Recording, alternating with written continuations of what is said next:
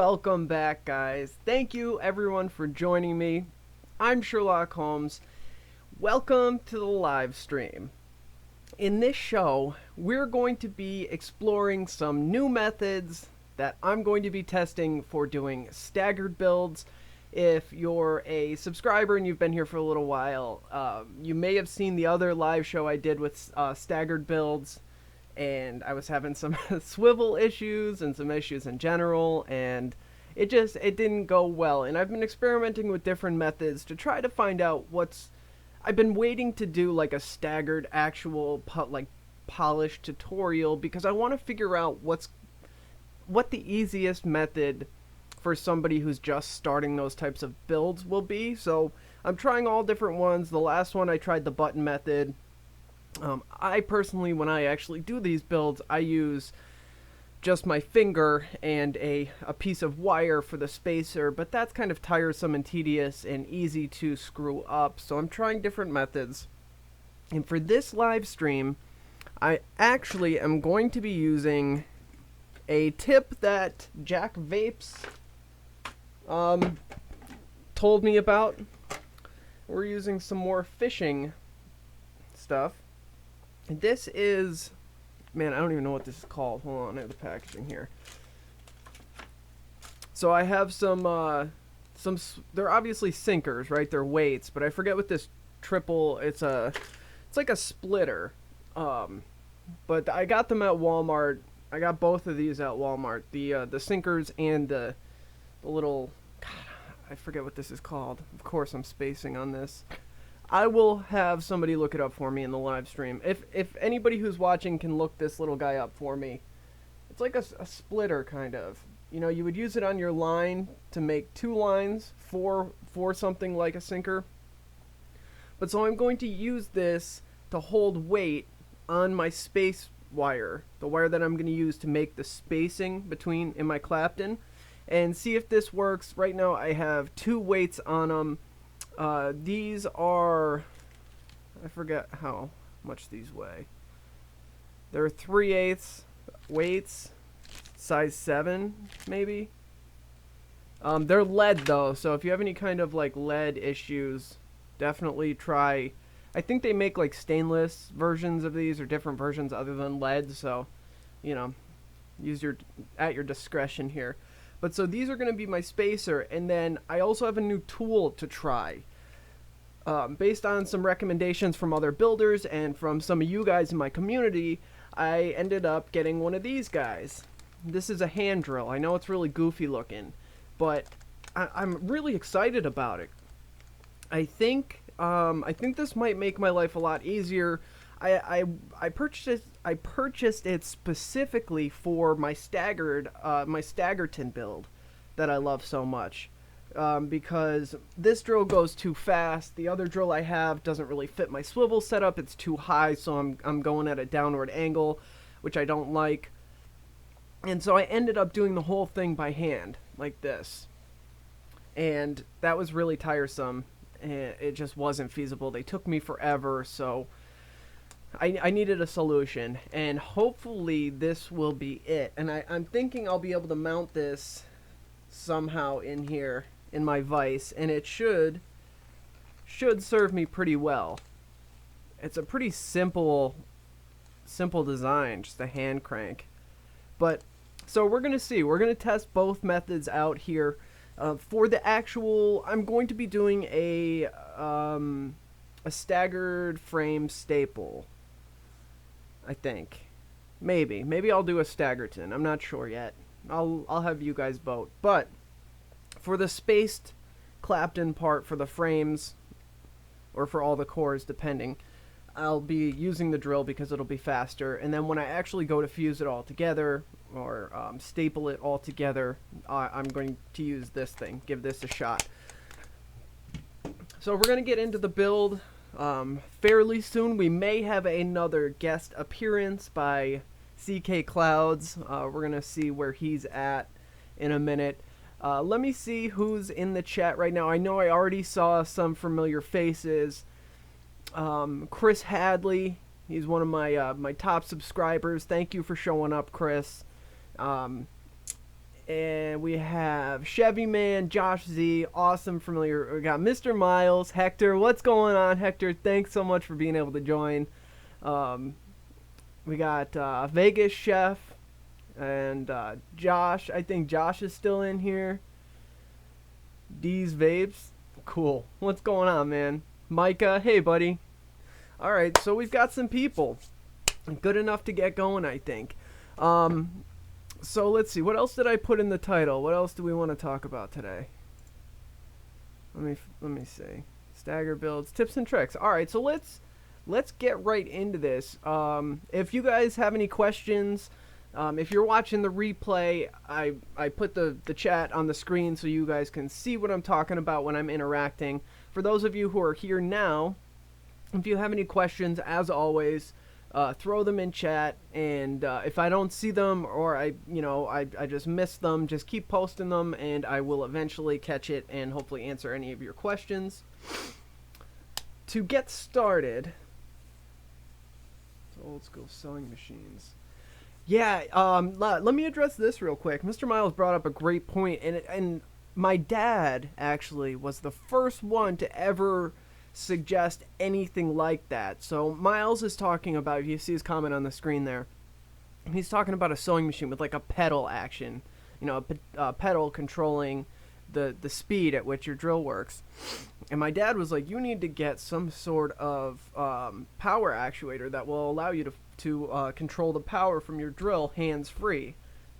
A foot pedal that would control the speed. And I actually have an extension cord with an on-off button, and I was considering using that, but really, 100% on and 100% off at 5,000 RPMs is not going to do it.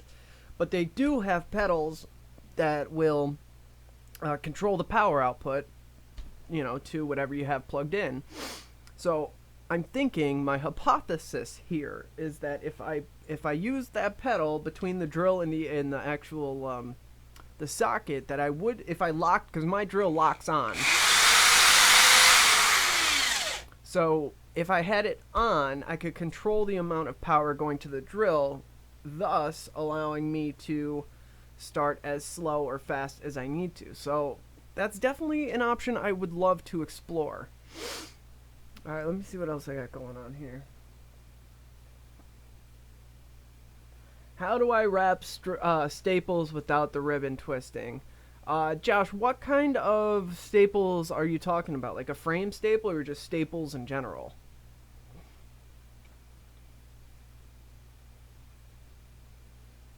Yeah, Miles, I'm going to be looking into that because, someone like me who builds coils constantly all day, something like that would be tremendously helpful.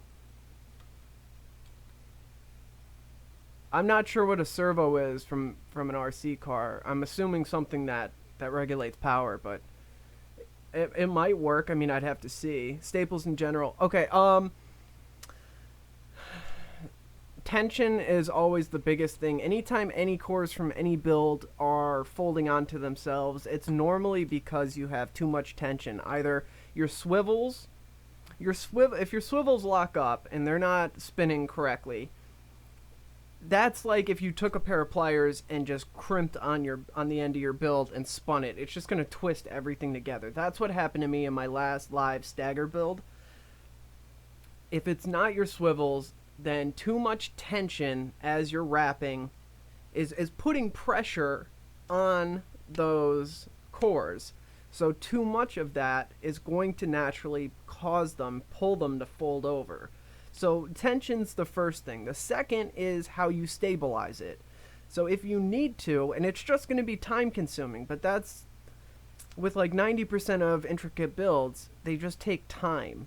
Like if you slow down and take your time, you might have a better result. But if you have to, you can stabilize every inch and then work your way up to that inch, then move your spacer accordingly. Even if you have to do, you finish up to your first whatever you're using to stabilize. Say you're using paper clips, you work your way up to the first paper clip, then you move it a quarter of an inch or 4 centimeters or whatever unit of measurement you use. But my point is just move it over just a little bit and keep doing incremental parts like that.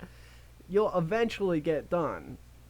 it's going to take you forever, but it will eventually get done. So that's one way to do it. But again, you don't need to.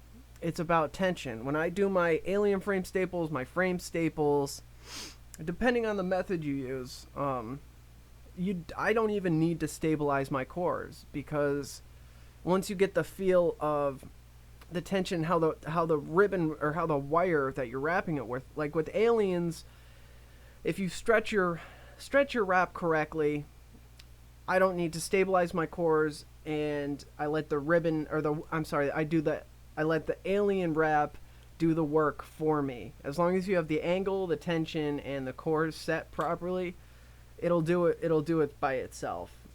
Same with, say you're doing a 40 gauge frame staple. If you have everything set properly, your prep works nice and pristine, you have everything set and aligned, and everything's nice and clean, it comes down to the angle. You don't even need to put, you hardly need to put any kind of pressure on that spool. It will, then it's just about angle. You maintain the pressure that works, very, very light. All you need to do with that spool, when you're holding your spool, you just need it to lay down flat. So it doesn't take a tremendous amount of tension pushing on your spool to do that. You just need a tiny little bit just to make sure that it lays down correctly. So then it's just all about angle, with nice and light tension going all the way down the rod. And you should have a nice clean frame staple after that. I hope that answered your questions, or at least gave you a place to start,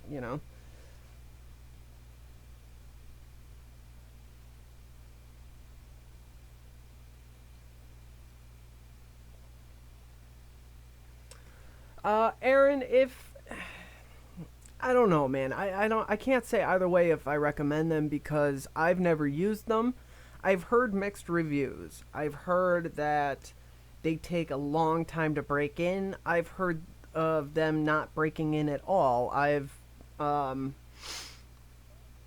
actually haven't heard very many good reviews, actually. But then again, I'm only basing this off of 2 real world experiences and then some vape reviewers that I've seen that loved them, of course. However, you don't need them. I hate to smash anybody's product, it's somebody just trying to make a living, but I guess they could help. The principle behind them is solid, but you don't need them. If you stretch your alien enough, the alien wrap will do the work onto the cores itself. I don't stabilize my 3-core alien Claptons. I don't need to stabilize anything because I have it down. How much you stretch it, the angle, and the tension. You just need to play around with those. I mean, if you have the $10 laying around to try them, go ahead. But if that's how you learn and then that's how you nail aliens, I don't know if you're... See, my fear for you there is that you're going to be tethered to those alien makers. So you'll always need those aliens anytime you make an alien. You'll always need those alien makers every time you want to make an alien. If that's not a concern for you, that's fine. I don't know why it would be, actually, now that I think about it. But like, I travel sometimes to like vape comps and do live builds there, and so my thinking behind that would be, oh, if I forgot my alien makers, I'd be totally screwed when I showed up to build in public. But I mean, if you're just building at home and you're really frustrated and nothing else is working, I don't see why not. I mean, I think they're like $10. If I'm wrong about that, somebody correct me. But yeah, go for it. If you have the money laying around, and I guess they won't hurt, right? If it doesn't work, it doesn't work. But there's my 2 cents on the matter.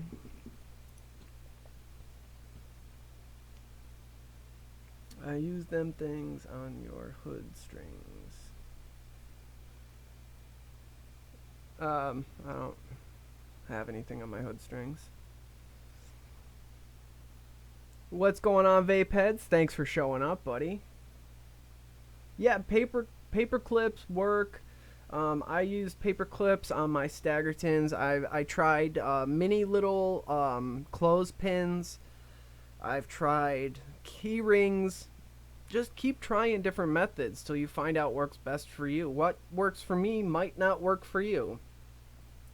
Sometimes it's just that aha moment that whatever you happen to do that day just works. So the best advice I can give is just to keep trying different methods. And if one doesn't work right off the bat, just keep trying, man. Just keep trying. That persistence is key when you're building coils, because it could be frustrating. It could be really frustrating and discouraging. You know, you're trying time after time after time to get these damn builds, and it just keeps failing on you. But then that one build happens where you finally nail it, and that makes it all worth it, and that's a great feeling. So just keep at it, see what methods work for you, and eventually, man, eventually you'll get there. It's just like any other talent or skill or anything. You just have to keep practicing. You'll get there. Took me forever. Aliens, whoa. I almost quit building. Luckily, this drill is a tank because I've like thrown it across the room. Yeah, it was bad. Not my proudest moments. So I know what it's like, though. There's the moral of that story. I know what it's like to waste so much wire time and time and time again, and just get so frustrated and discouraged that you want to quit. But you just need to persevere, and you'll eventually get it, I promise. And then if you're still struggling, well, you can join my Patreon, and I have one-on-one building lessons, so I can work with you in detail. Alright, so, Gentleman's E-Liquid, what's going on, man? Welcome to the live stream. Got Chevy, practice, yeah, exactly, Mr. Miles, exactly. I completely forgot to do something. I'm so sorry to have to do this. We're gonna get started soon, though. I promise.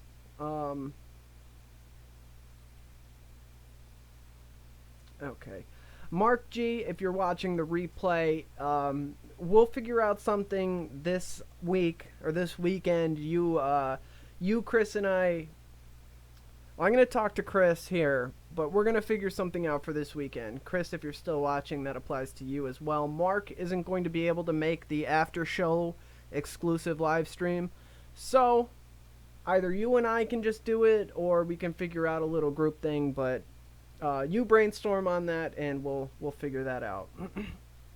Now, I wanted to do another, I wanted to have Country Living on again today, but I was running late for this, and I completely forgot to get a hold of him, and I didn't have any time to try to look into, yesterday we had him on, and I couldn't figure out how to get you guys to be able to hear him, and I wasn't able to look into that, so I didn't want to try to learn, like, I don't want to try to learn right now. A dimmer switch. Yeah, so, I'm going to try to get a hold of him. Maybe I can bring him in for part 2 of this tonight, but a dimmer switch, that might be a good idea. A dimmer switch would be great. I could even just put that right, I could cut a hole in my desk and mount it. Are you talking about like a light dimmer switch, or do they make other dimmer switches? I'm not really sure.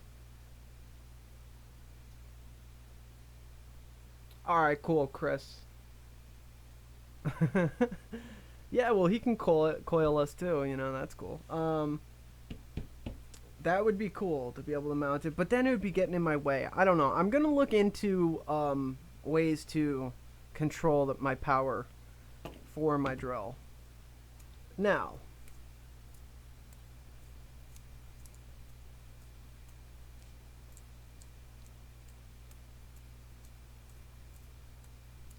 yeah, it's about feel, man. You just gotta keep going.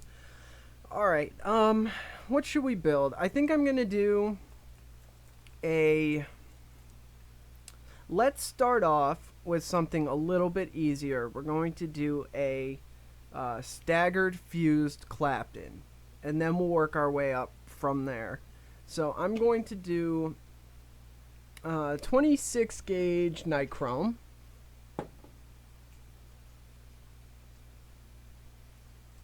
And then I will wrap it in, I'm going to do 36, then I'll fuse it together with, I'll do 36, it'll just be easier to see.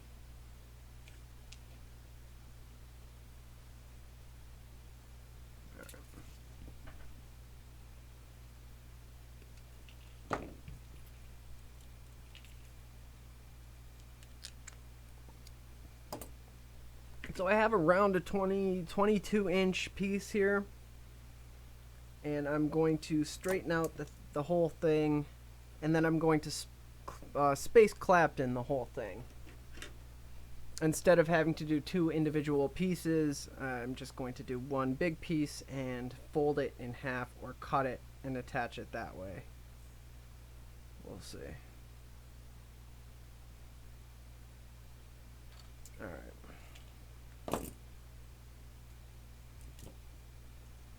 Throw it on the swivel, tie this end down.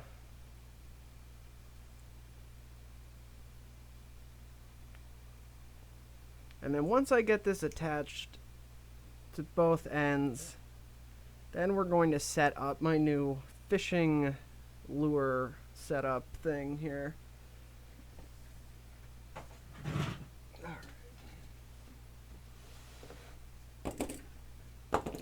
Now I have the close-up shot camera, but it is not the best quality.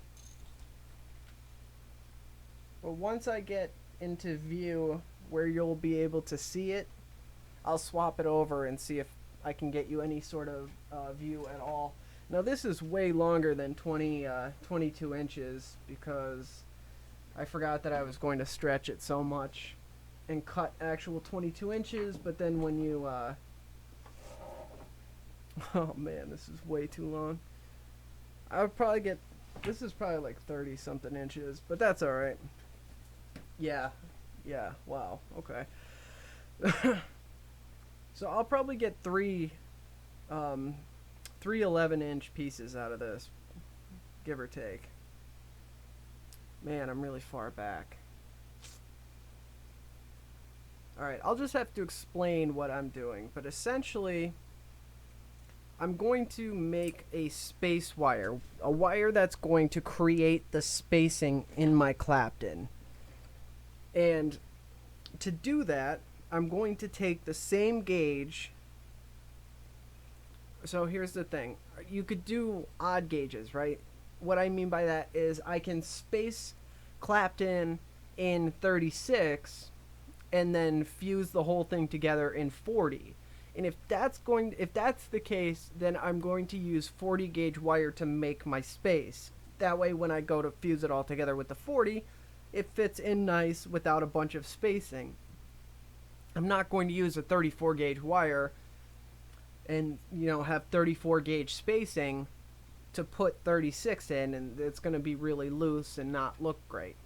So I hope that makes sense. You know, you're going to, whatever you're going to fuse everything together with, that's what size wire you want to use for your spacing wire. Now I'm wrapping the cores in 36, but I'm also going to fuse everything together in 36, so I'm going to use a 36 gauge spacing wire. And to do that, I'm going to cut probably 4 to 6 inches off just to have enough room to play with, and in case I break that or something happens, I'm going to cut another piece just to have it, because I break the wire all the time. So I'm going to install, I'm going to get my 36 gauge started, and I just want to get it started and kind of just space it freehand for a minute. Once I get that done, then I'm going to throw in my spacer and show you guys I'm not just gonna like throw it on and Clapton it like normal, because with the way this is going to hang down, the tension where the most tension is going to be, the safe. Here, I'll explain as I'm doing it. But for right now, I'm going to just start the spaced Clapton freehand.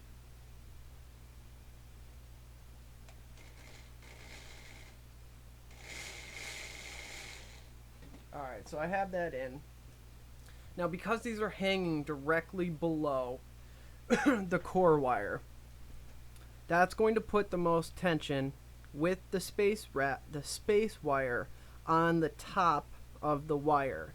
So if I'm Claptoning and I'm holding my spool down low, it's going to make contact with the space wire. Alright, so I want the wire that I'm Claptoning with to contact the core and the space wire at the point in which the space wire is most secure. That's going to enable me to have the best rate of success. That might not make sense. So what I'm going to do, because this weight is going to pull my space wrap down, I want my angle high. That's going to lead my wrap wire at the point in which the space wire is pulling down nice and tight, so it's not going to flip up underneath, or it's just going to give me the best results. Does that make sense? Somebody tell me if that makes any sense at all, because I feel like it didn't.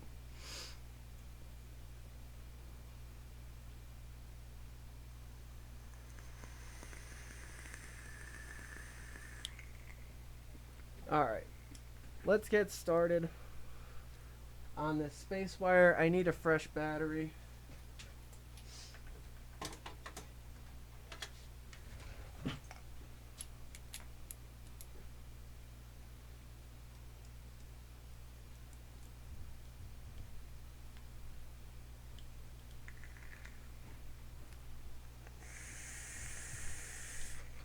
Alright.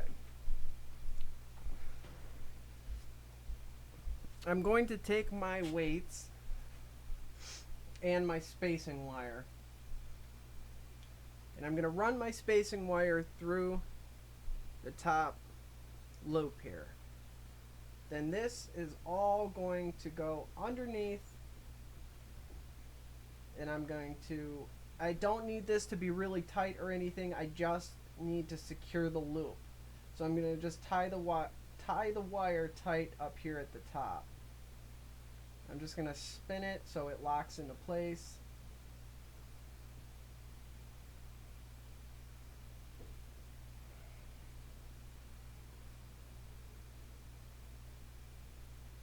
I don't want this slipping out and ruining the build on me. Alright. So as this is weighed down, and I'm going to the part that's tied, I'm going to pull down to the bottom so it doesn't interfere with my build at all. Like that. There we go. So I'm hoping this is enough weight. I might have to add another weight to this. But if you're trying this method, you'll see what I mean about having to hold the spool up a little bit higher. I'm going to start slow to make sure it's working, and then I'll go a little bit faster. I'm going to hold the spool like this.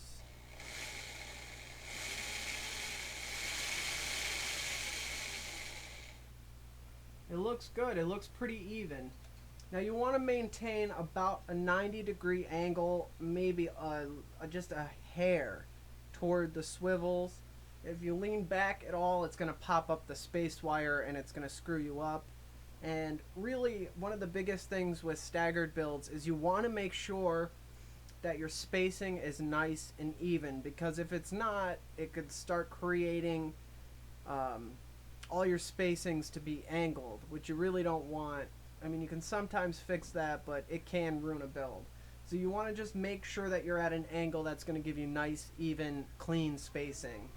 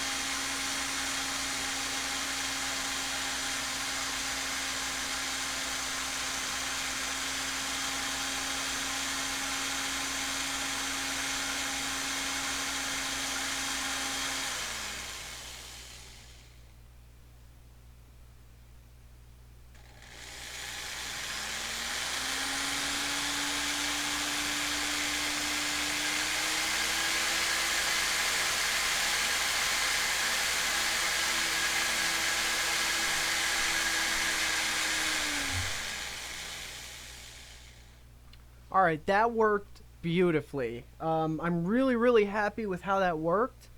I think I'm going to add one more weight to it just because I don't know if you guys could see it was kind of bouncing.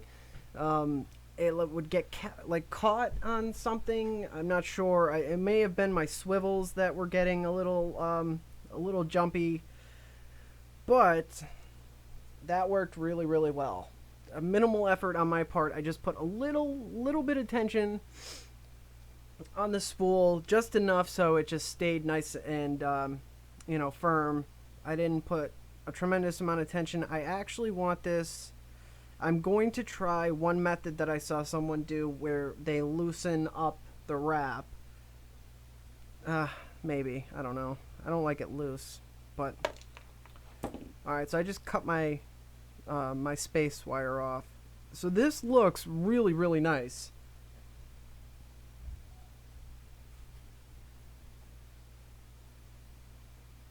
Everything looks really, really even. You know what? I might add 2 weights to it just to give it even more stability. The more weight you have, I mean, it's kind of like it's a balancing act. You don't want so much weight that it's like dipping your wire real hard, but you want enough weight that it's going to secure that spacing wire. I think 1 or 2 more will be perfect on this. If I can, yeah, I'll try 2, and then if that's too much, I'll take 1 off. But I'm really, really happy with the way that came out. Let me get caught up in chat. Dougie Fresh, what's going on, buddy? Thanks for joining us.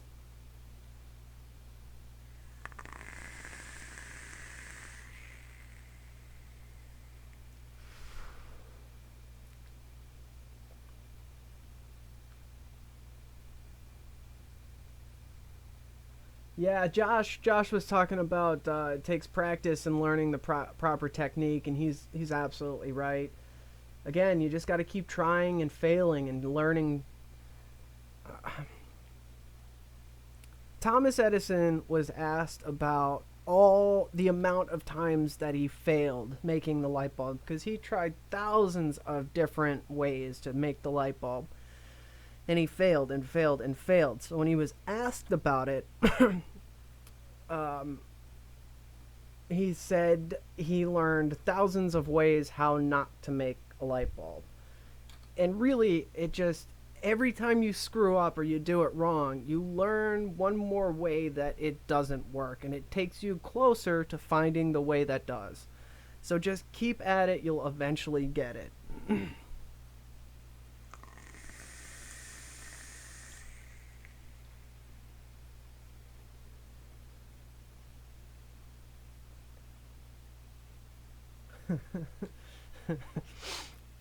Colin, you're going in timeout.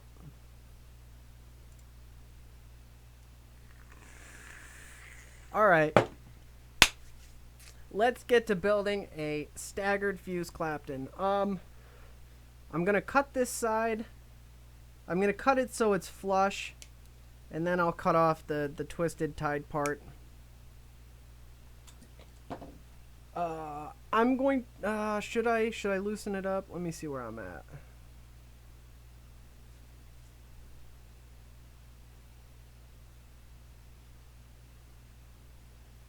Okay, I've got some springiness, and it's not like wrapped so tight that it's secured to the core wire. Yeah, I like that. All right, so I'm gonna leave it as is. I'm not gonna backspin it at all. I'm just gonna take it out, and I'm going to be very, very gentle with this, because if I end up yanking on this, I'm going to stretch out the wraps, and it's going to be uneven, and it's going to fail my build. So I'm going to gently just thread it back through the swivel. I'm going to be very, very careful with this. I'm going to make my L bend up here, then pull my drill back.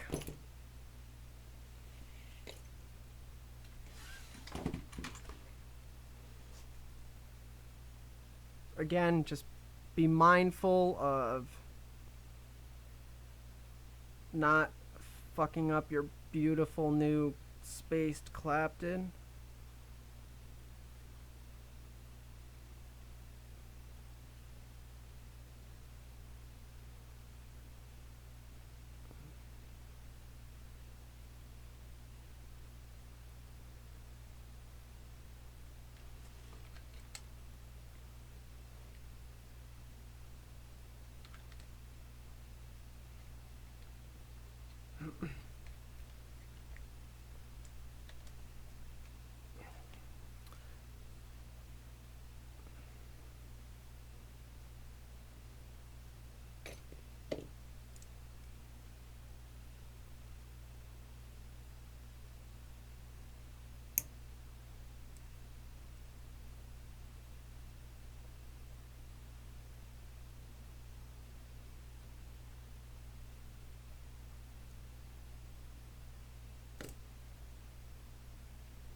Alright, good enough for government work.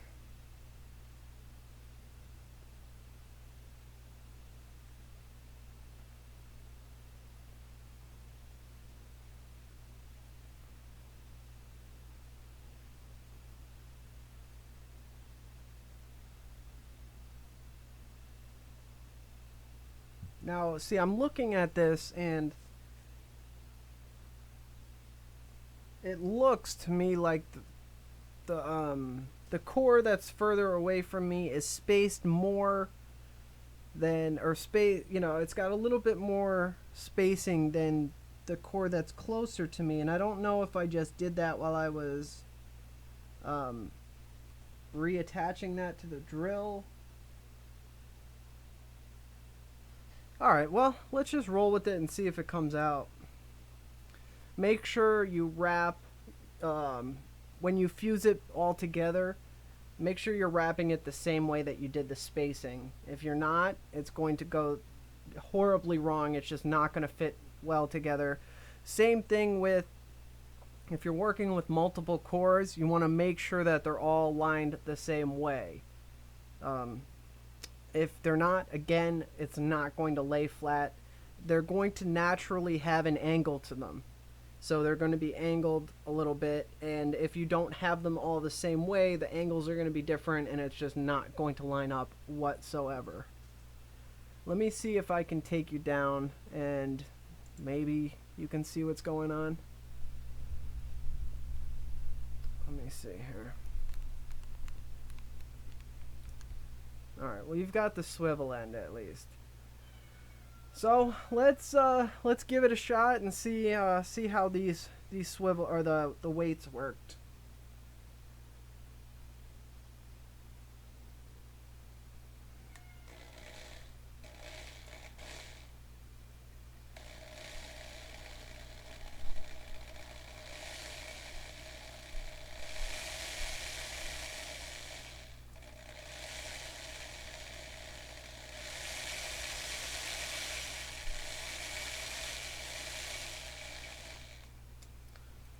They're going well so far.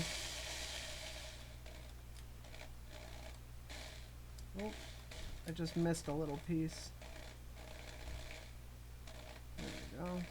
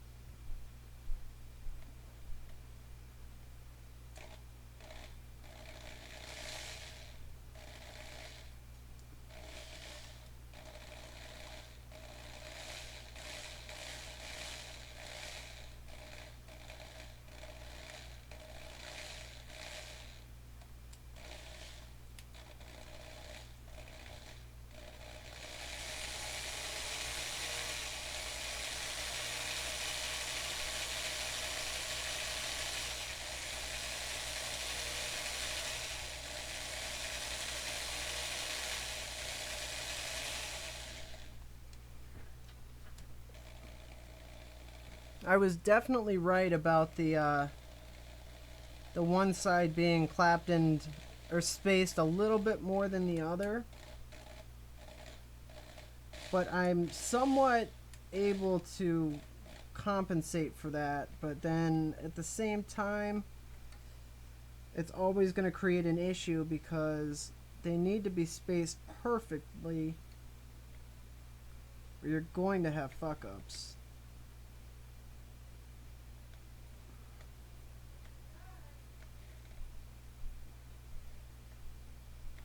Now, when you're fusing everything together after you've spaced them, that's when you can put a whole bunch of tension on the spool, and that'll help pop everything into place as you're wrapping it. As long as you spaced it correctly, it should be okay.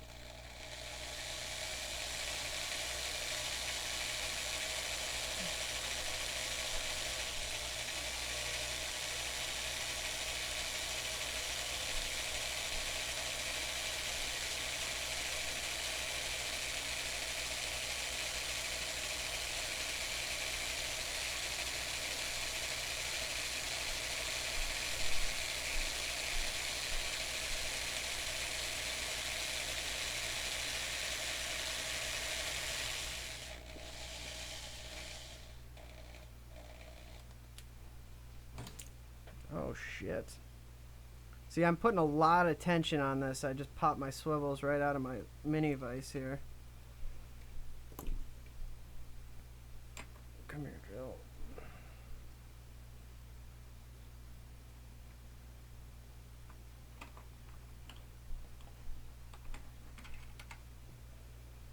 All right.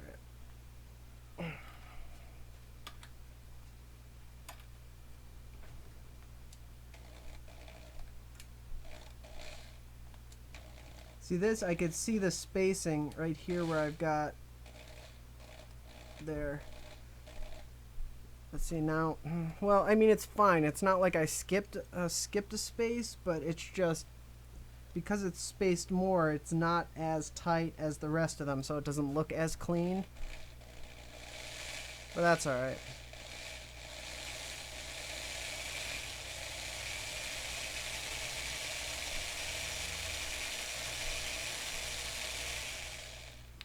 Alright, down here at the end,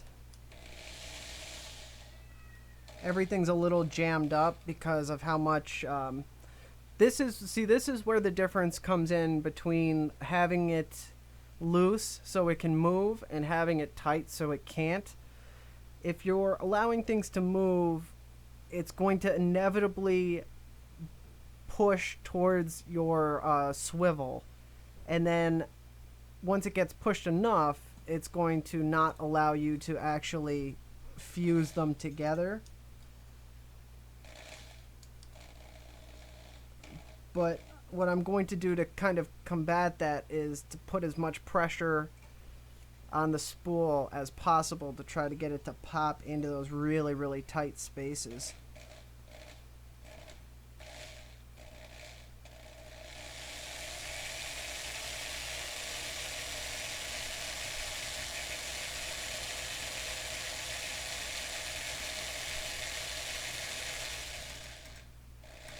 Can you hear them clicking?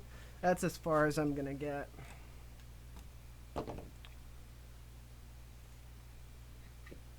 Alright, so for the most part, prematurely I'm going to say I like this method, these little weight guys. There's some obvious flaws that I'll need to work out. I'm gonna add some more weight to them and try that, and I'm also going to, on the next one that I make, I'm going to make sure that the space, when I space the Claptons, that they're nice and tight and not able to move, because that jammed me up a little bit, having one of the sides a little bit more spaced than the other side. That forced some errors. It's by no means a perfect, flawless build, and, you know, for the sake of time, because we're live, I'm going faster than I would, but I definitely have a few usable coils out of this. see if I can, if you can see this. The 36 is really hard to see, but I don't know if you can see that. That's kind of tough, but it looks pretty good, guys. I do like that method quite a bit. Quite a bit, actually. So I'm going to definitely keep you updated on that one. I'm going to do it again, though, and we're going to add some ribbon wire in between this and see how that comes out. Let me actually make some coils out of this, though, while we're here. Alright. What should we wrap them on? 3mm? What do I have in front of me? A 2.5?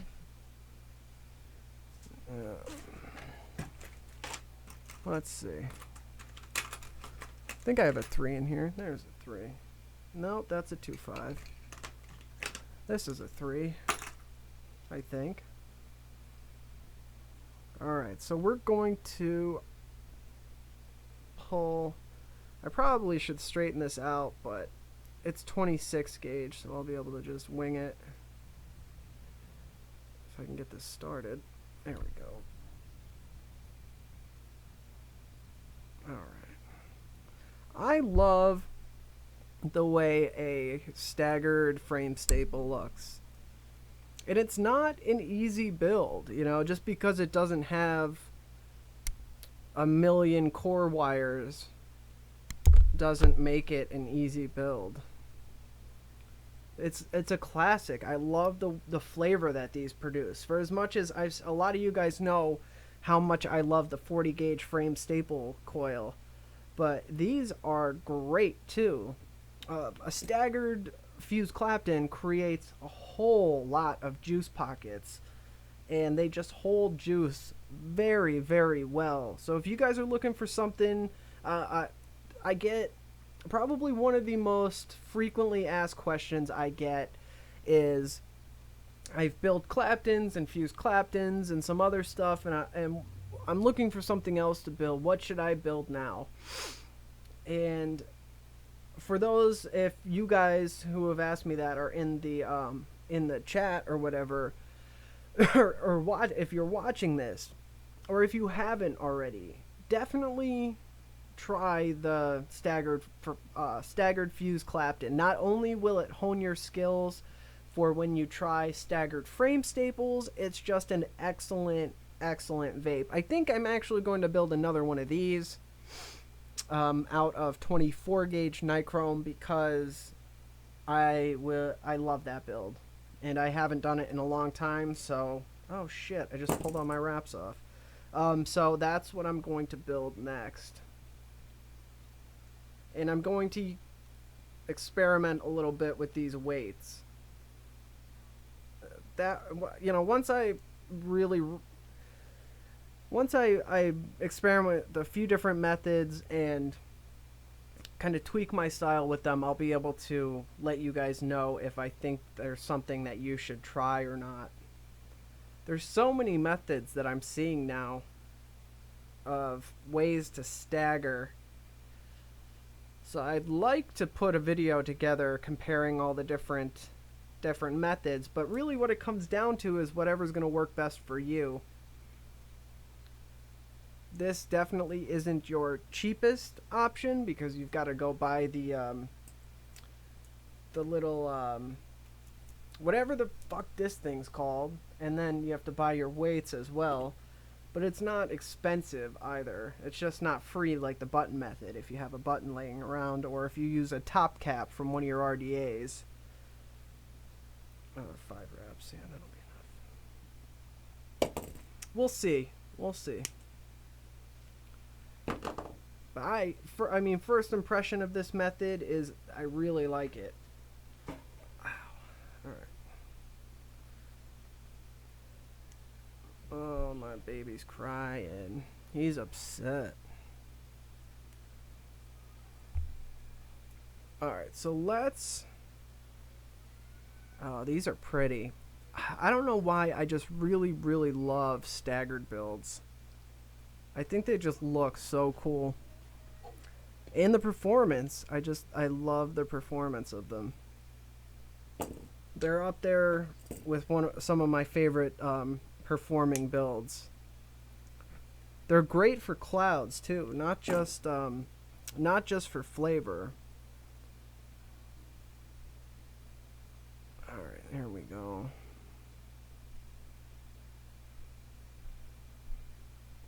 I'll definitely, if you want to see the finished product in detail, I'll be posting pictures of these on my Instagram page if you want to see what they ended up looking like. Because unfortunately, my camera is not going to be able to pick up the detail with the 36 gauge. Maybe if I build them with 34, you guys would be able to see better. I don't know. Alright, I think I'm going to get one more out of this because I'm only doing 5 wraps. Oh, my buddy's crying.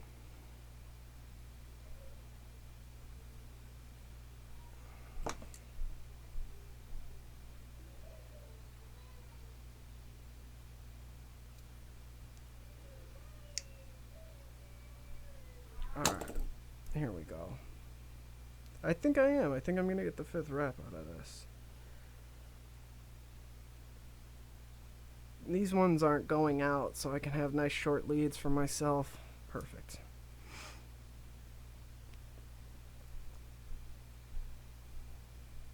Alright, there we go. Alright. Let me catch up on chat, and we'll see what's going on there.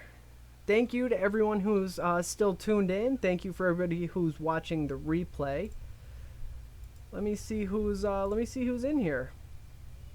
All right, let's come back up here. Mr. Miles says he's a hands-on learner. I am absolutely a hands-on learner as well. Visual for sure. Learn by doing, learn by watching. Definitely the best way for me to learn. I had a lot of trouble in school just reading from textbooks. It was really difficult for me. I had to like go outside of the book and try to figure out how to learn things myself.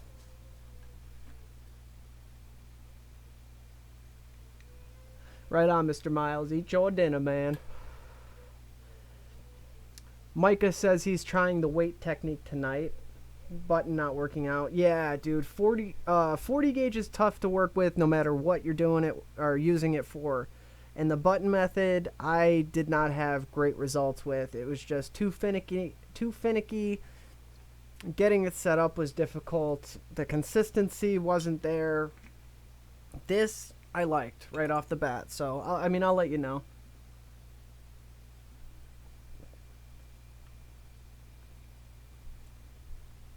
Yeah, Zulu in chat's talking about using a dripper or a cap or really anything with weight. You can tie your space wrap or your space wire around.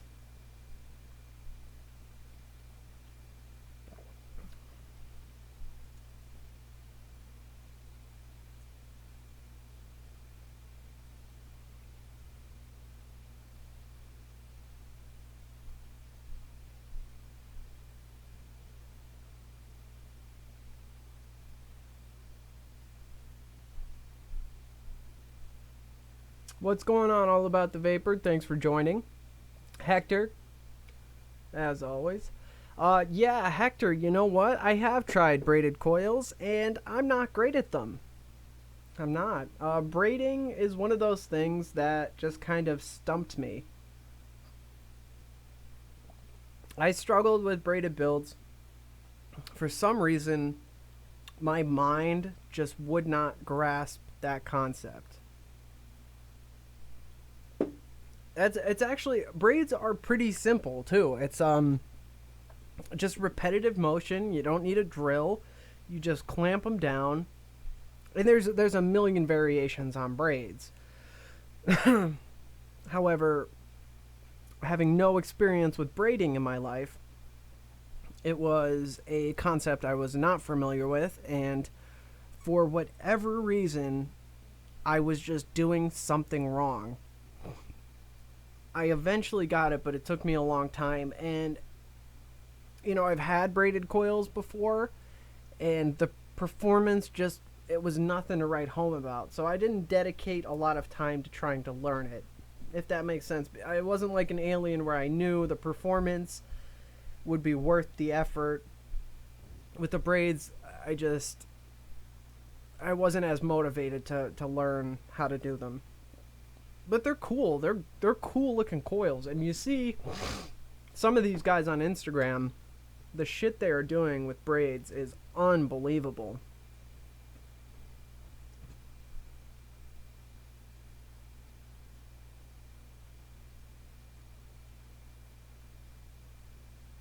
Holy shit. Glenn says spend $600 a month for premium juice. Glenn, you need to get into DIY mixing.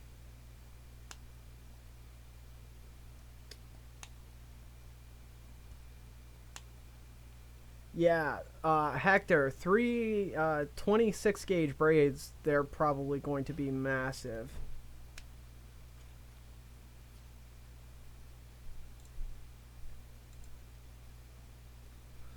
Alright, so let's get back to building some coils. I'm going to right now do a 36, no, yes.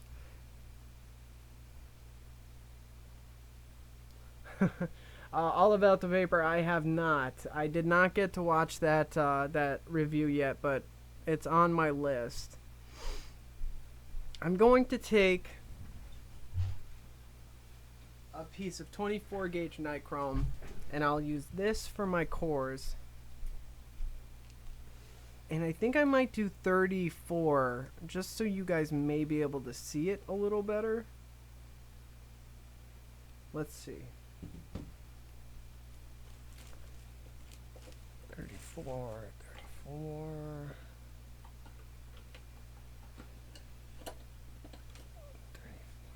I don't know if I even have enough 34. Yeah, I do. Okay. So this is 24 gauge nichrome. I already have it straightened out. So I'm just going to attach it and rock with those weights again.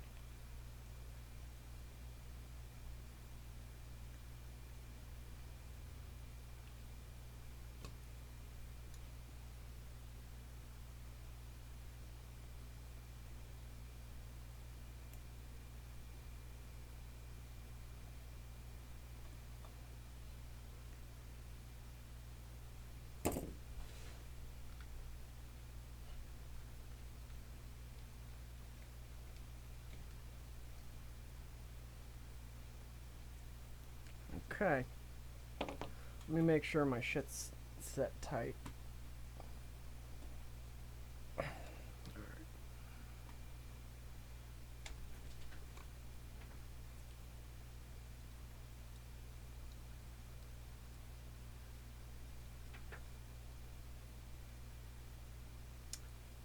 got to...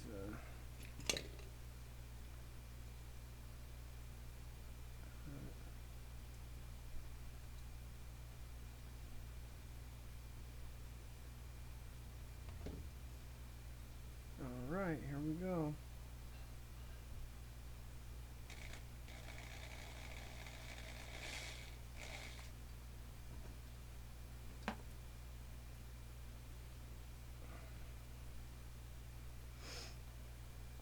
.34 gauge is, in my opinion, a very underrated gauge. It is small enough that it has great... It still has great liquid retention, but it's thick enough that it'll still affect how your ohm read is. So like it will, depending on, you know, how much you use, it can raise, or I'm sorry, it can lower your overall ohms on your coil setup.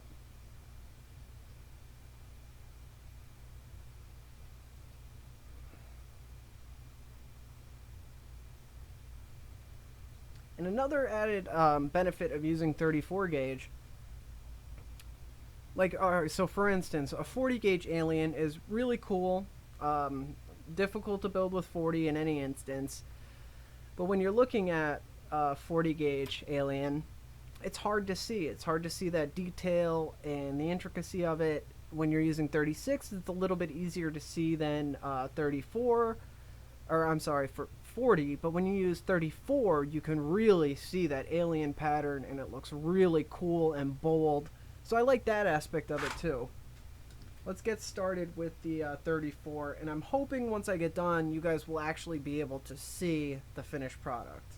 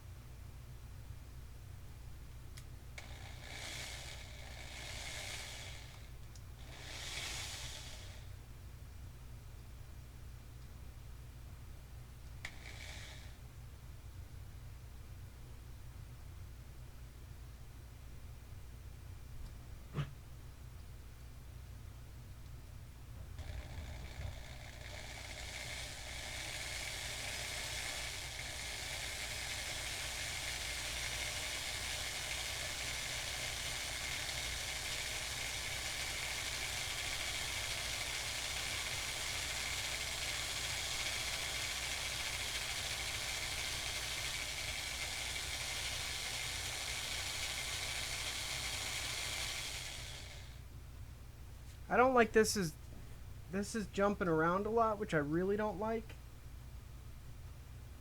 So I definitely want to add more weight to this for the next one.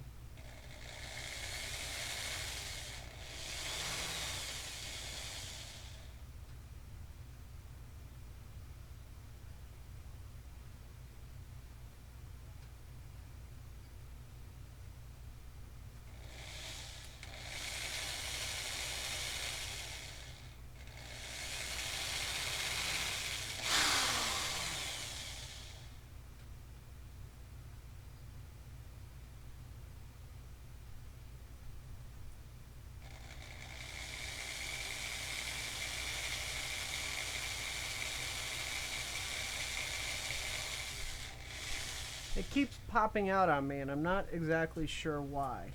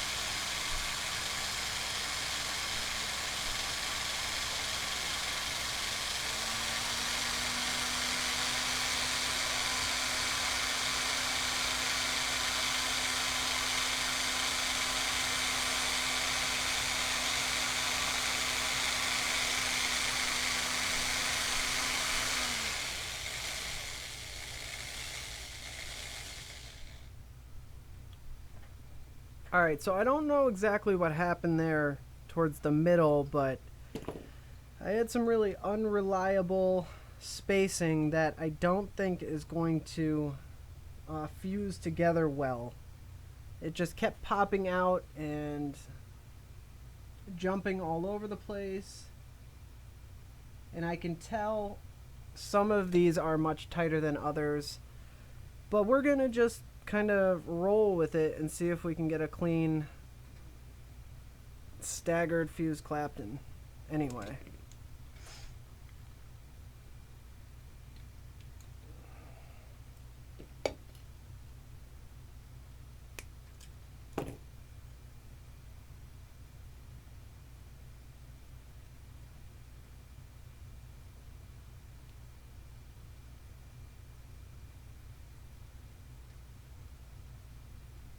Again, I want to handle this very gently.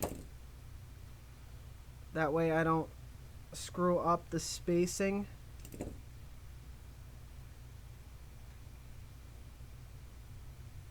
want to try to line this up as best as possible without screwing up the spacing.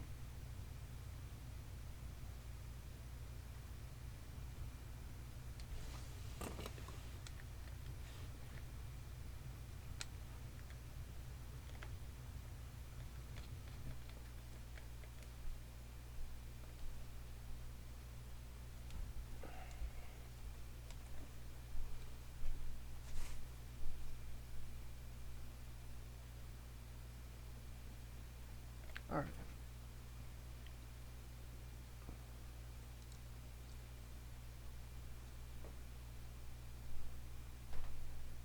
This is going to be one hell of a coil.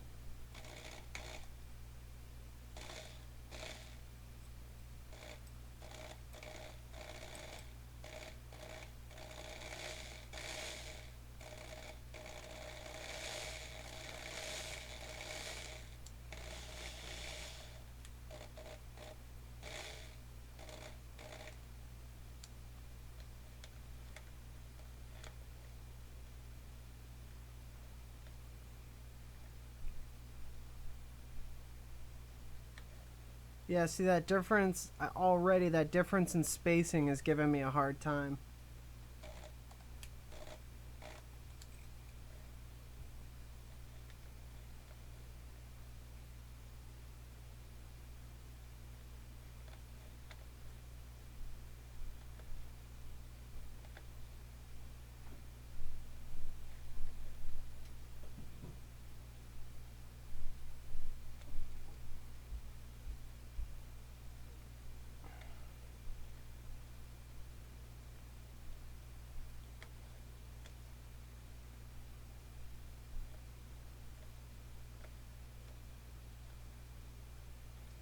Fuck it.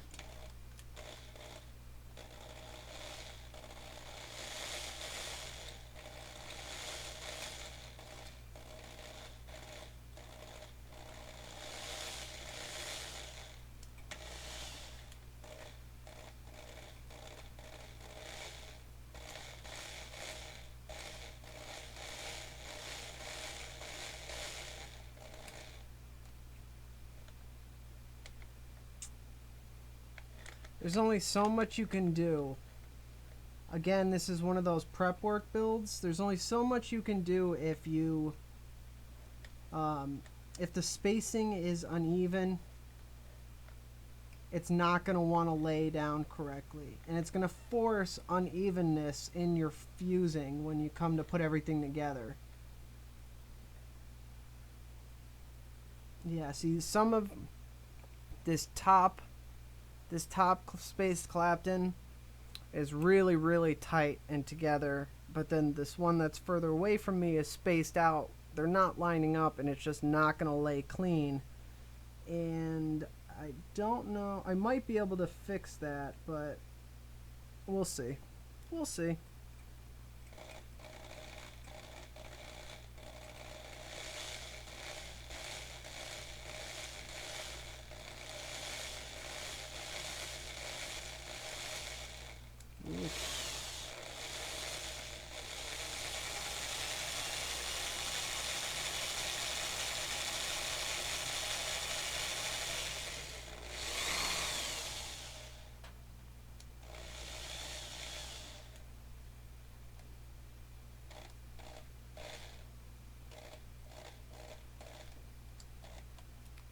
No, not gonna fix it there.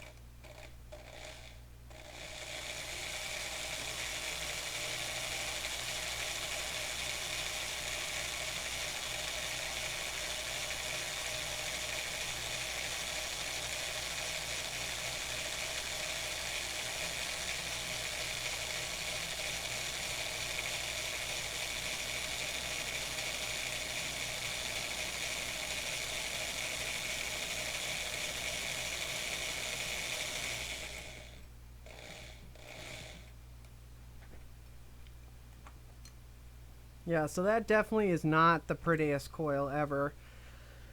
I don't even think I would call that a, that's pretty much a failed build right there. That spacing when it was jumping up and down on me when I was spacing those Claptons really fucked me in the long run.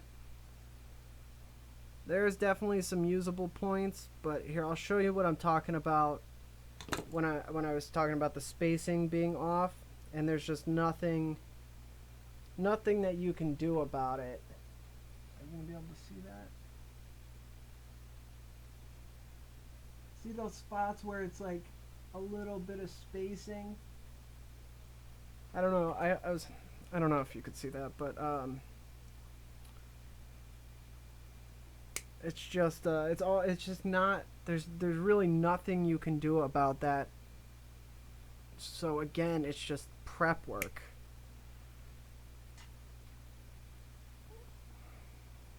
I have some usable portions though. I'll probably still get, yeah, I'll get some clean coils out of it. So I guess it's not a fail build, but had it not been spaced like that during the initial spaced wrap, I would have gotten 3 coils out of this. I'm only going to do a 5 wrap on the 3mm. It's going to give me about a 0.08.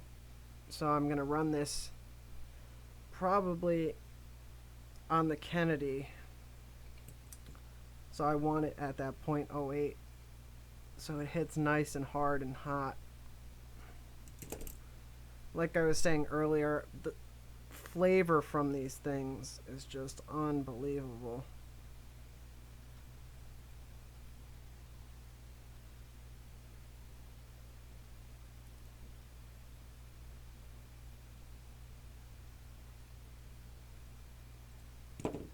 I think, now that I'm thinking about it, a 34 is definitely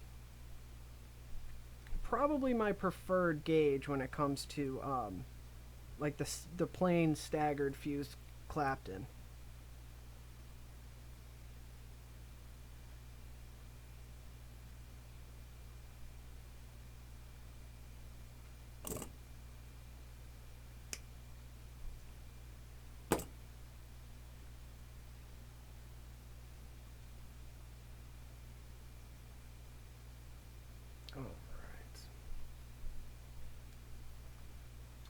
We have Mr. Heathen in the house. What's going on, Billy?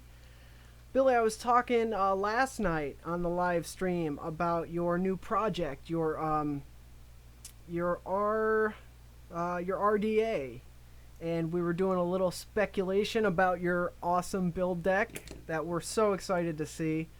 So pumped, dude. When I was watching your hog about it and how you were talking about postless decks are awesome. And they're some of my favorite decks too. I think they're so easy to build on.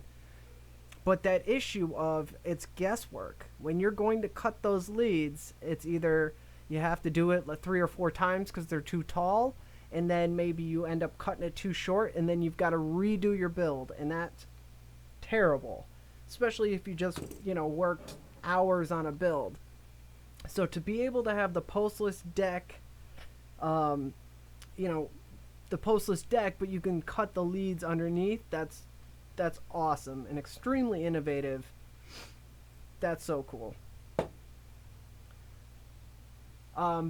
Billy, I would totally ask you if you wanted to come on, but I'm having issues with Zoom and I don't want to try to learn during a live stream, you know what I mean? And we could have set something up had you emailed me back, but I guess your fingers are broken. Alright, let's see here. Yep, damn some pretty coils. Yeah, see that spacing difference just... It's not failed, right? Because it's not like I'm skipping loops and it's all janky and jacked up. It's just the spacing makes it look not as clean. But that's definitely going in this at some point. Now, shall we add... Oh, let me add some weights to this setup here. And I think that's going to be a tremendous help. Now, when you're doing your space Claptoning, pay attention to the angle you're using with your spool. If you're right up at a 90-degree angle, it has the tendency to kind of pop your space wire out. So what I do is I lead just a hair, just a tiny, tiny bit toward the swivel. And I'm talking a minute amount, like barely past 90 degrees. And that just allows everything to stay lined up and smooth and nice throughout the whole process. And that's how I end up getting the nice and even spacing. Now, that might change with again, I'm going to play around with these weights a little bit more, but I'm thinking the same is going to apply with these. Now, these are a bitch to get the weights on because they don't have clasps, so I've got to rig it together here. All right, I'm gonna start here. I need to pull this apart because it's like a 20 gauge wire. All right.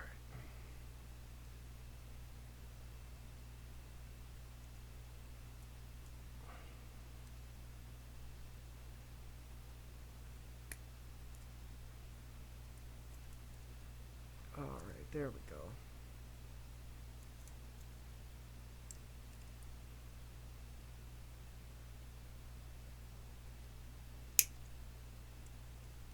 Alright. That feels a lot better. I think I'm gonna add the other one just for shits and giggles. We're gonna add one more and then try it again.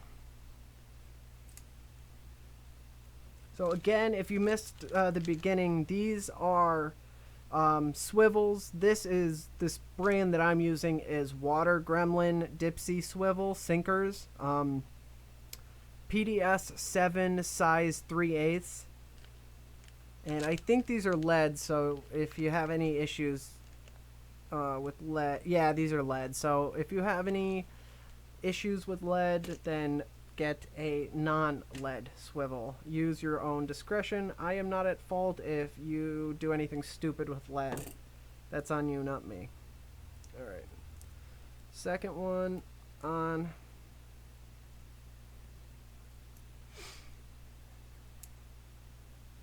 Alright. Oh,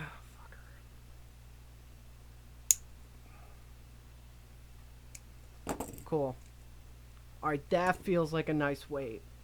I'm pretty sure I'm going to recommend 4, but we'll try it again with the 24, 34, and I'll let you know my thoughts for sure. Alright, let me catch up on chat before I go and do this other build here. So, Billy, if you're still here, can you, yeah, the broken finger thing was a joke. He didn't break his fingers. I'm just fucking around. Is there anything you can tell us about the dead rabbit? Oh, here, let me give you a wrench. Drop, if you haven't already, definitely check out Heathen's channel. I just made him a moderator, so Billy, you can post your links to the dead rabbit or your channel or whatever you want to, but Billy's channel is absolutely awesome. And man, the whole back to your roots thing, I respect everything that you do. I'm a huge fan of your old stuff and your new stuff, and I'm excited to see anything that you come out with because I know it's just going to be awesome. But for those of you who don't know, Billy is about to launch his project with Hell Vape. Hell Vape is a vaping company, if you haven't heard of them. And they do some really nice products. They put out some really cool stuff. But his RDA that he's releasing is called the Dead Rabbit RDA. And so far, what we know... Cool. Alright, so soon the full breakdown will be on Heathen's channel. But what we know now is a few different details. First of all, it looks really cool. I was trying to explain it on the live stream last night, but doing a terrible job. But it looks really, really clean. Simple in the best way possible, like nice and clean. And we saw a prototype, but it wasn't the finished pre-production prototype. It was just like a version of it. So I know it's going to be a little shorter than what he showed us, but it's got downward diagonal airflow from the top, if I'm not mistaken, right? Correct me if I'm wrong, Billy. But so what that when you have like even a middle airflow like the Goon, that in itself expands the juice capacity. Now I know nothing about the Dead Rabbit juice capacity, but you could have an RDA with absolutely no juice well. Take a pulseless deck, for instance, and if you have top airflow, you're not going to leak because the airflow is all the way at the top, and the leaks happen when the juice spills out through the airflow generally. That's why bottom airflow devices end up leaking so much. So the Goon even, well, the Goon's kind of a bad example, but so if you have, say your air holes are 3/4 of the way up and you've got a small juice well, that's going to enable you to put so much more juice, because really you could fill it all the way up so it just to the airflow, so it doesn't go past the airflow. Now I know nothing about Billy's juice well. My whole point here is that the higher the airflow holes are, the more juice, regardless of the size of the juice well, you'll be able to put in there. And I know that Billy is really big on closed systems, like contained juice systems. And I'm with him on this point. I've talked before about how I used to be all about drippers. My life's getting busier and busier, and as I'm out and about and with my kid, it's just a lot easier for me to not have to drip and over drip and have leaks. And so RTAs or any kind of system that contains the juice for me that I don't have to worry about is all I'm all for it.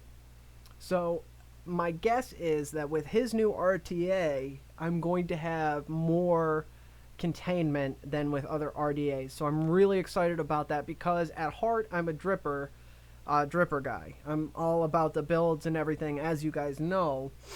So if I can mash those two worlds and those two philosophies of, you know, the containment plus being able to build and get that flavor and the cloud production with an RDA, I can't tell you how legitimately and authentically I'm excited for this RDA, because knowing Billy the little bit that I do, I know it's going to be an awesome product. So I will keep you guys posted on that. Also, hopefully Billy will post a link to his channel and stuff. Yep, see, minimal juice well because of top airflow. Alright, cool. Oh man, I'm so excited for this thing. So Billy, what kind of time frame are we looking at here as far as when we're going to be released with this guy?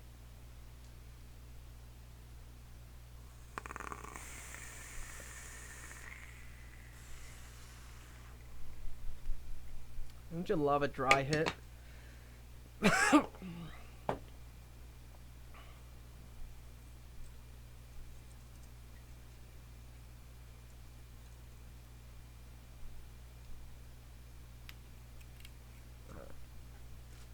get this put away. Alright, I'm going to do 34 gauge again. And we need this. Awesome. Alright, so by the end of the month, so within the next few weeks, we will have the Dead Rabbit RDA. Definitely keep your eyes open for that, and I will keep you guys posted as I become aware of anything. Alright, here we go.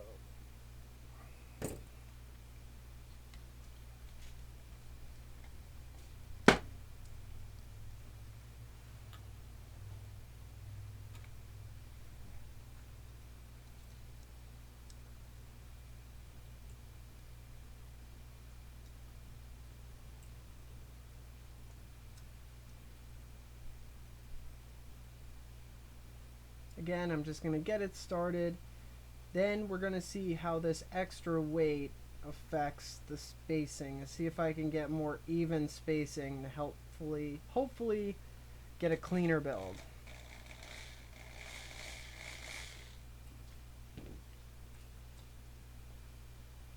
Alright, let's see.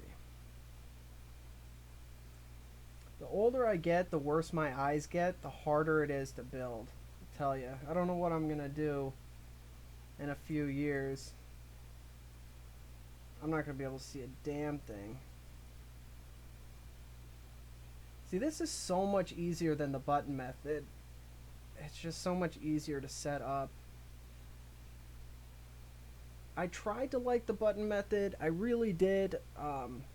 Some people swear by it. I couldn't get the hang of it. And I don't know if that's a me thing or if it's just a tough method. I've heard other people just love it. Like, just absolutely love it. But I struggled with it.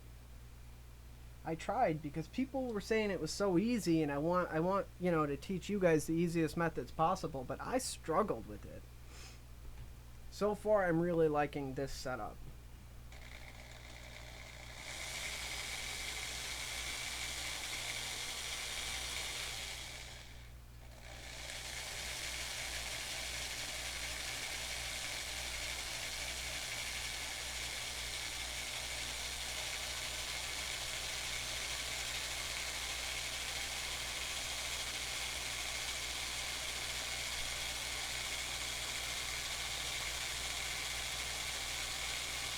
Again, I'm leading with just a slight angle.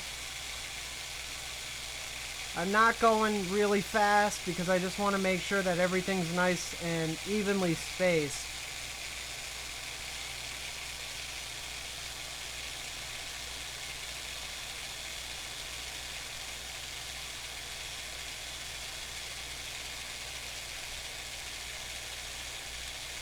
I'm not putting a whole lot of tension on the spool. Just enough to keep everything tight.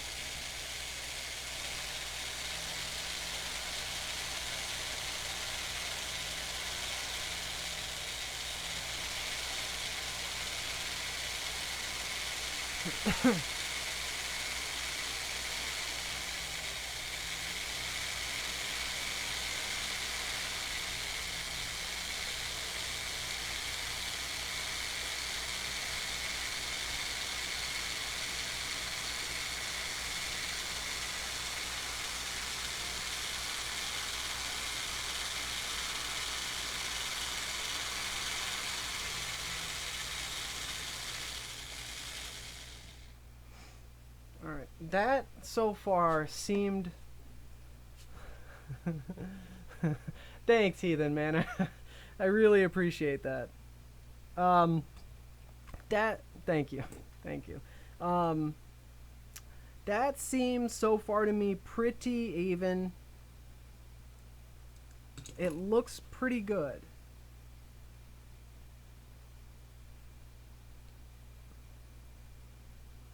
It is springy. It's not stuck to the core because I didn't use a lot of tension, just enough to keep it, keep everything nice and together.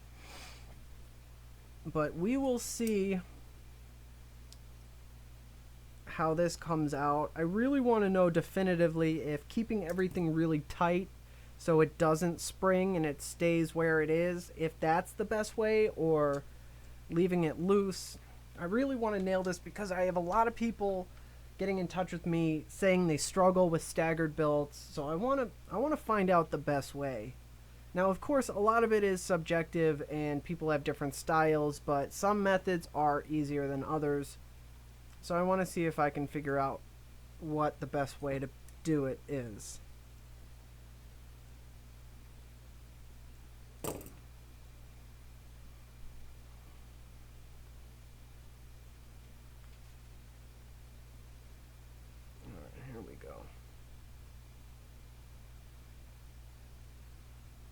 So I think these look pretty good so far.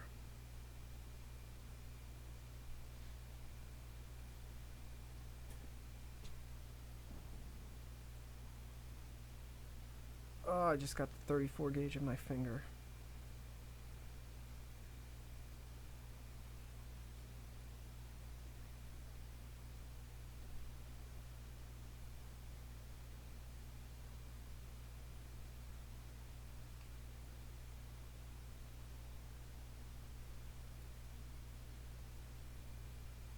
Alright, I like the way these look so far.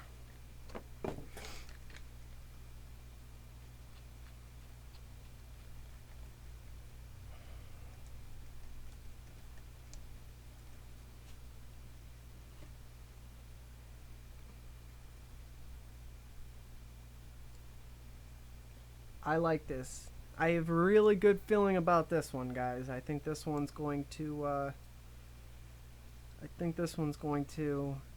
look pretty clean.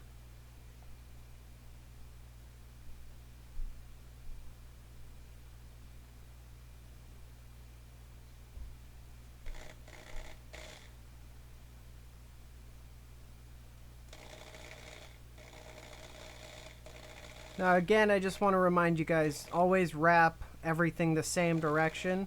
So if you do your space Claptons counterclockwise, fuse it together counterclockwise.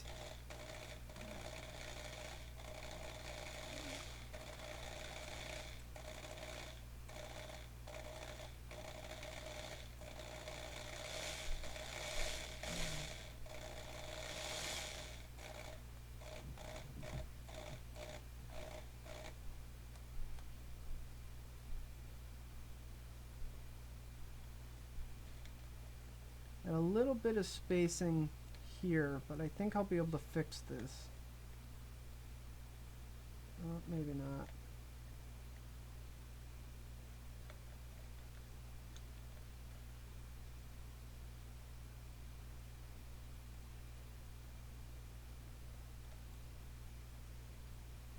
Maybe. Oh yeah, I think I did.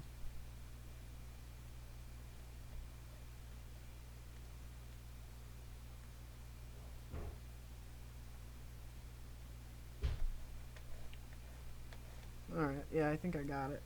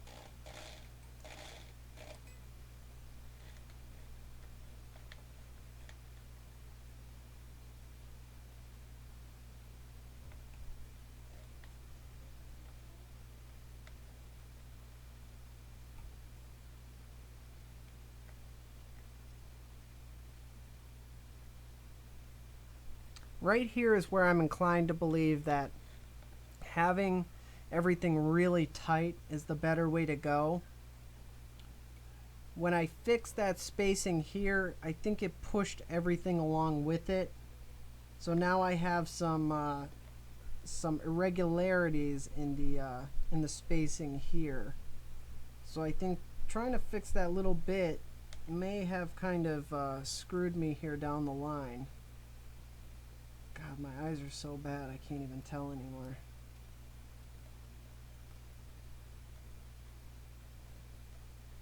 Oh, maybe not.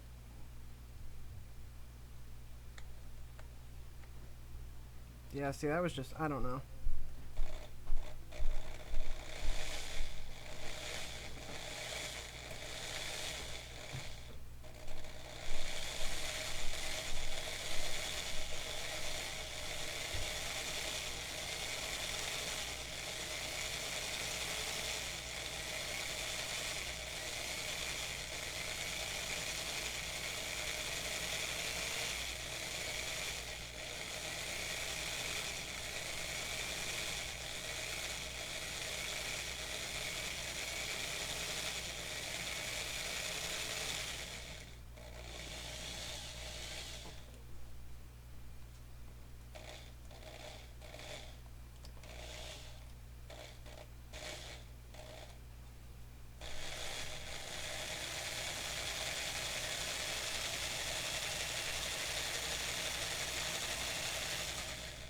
Again, at the end when it's loose, it's going to push everything down.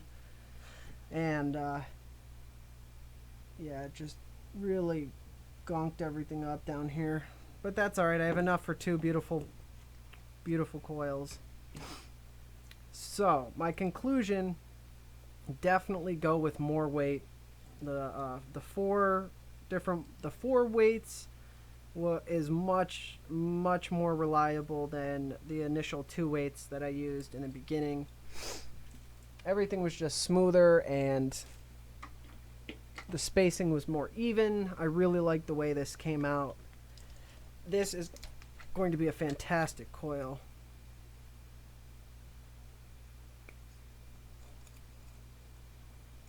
Where did I get to? Right here. Alright. As with any build, I highly recommend giving yourself a lot of room to work with. So if you're doing a dual coil, do a 12, 13, 14 inch core. If you're doing a single coil, give yourself 6, 7, 8 inches. That's going to give you enough room to correct any mistakes you might make. You know, if you make a mistake somewhere into the beginning, you still have enough space to be able to complete the rest of your rod and get a usable coil. So always just give yourself a little bit more. Now, the downside of that is you might end up wasting a little bit of wire, but when you're learning, you kind of have to, you know, weigh the potential of saving your build versus the potential of wasting the wire. So, you know, that's going to be, but that's what I do even now. Being at the level I'm at, I still always give myself much more room to work. A, I like nice long leads, and B, everybody screws up. I don't care how good of a builder you are. I screw up all the time, so I like to give myself a little bit of room to work with. Again, Heathen, thank you so much for that $2 donation. If you haven't, guys, definitely go check out Heathen's channel. I'm hoping he dropped a link in the chat, but if not, I'll put a link in the description of this video for the replay. We got Mr. Miles with us still. We have Spark Patron. My eyes are so bad I can't. I managed to get 2 coils one time. It inspired me to have my own Instagram username for. Thanks, buddy. I'm really happy that you were able to build that. That guy, Pulse and Pinch, is his handle at Instagram. Definitely check him out.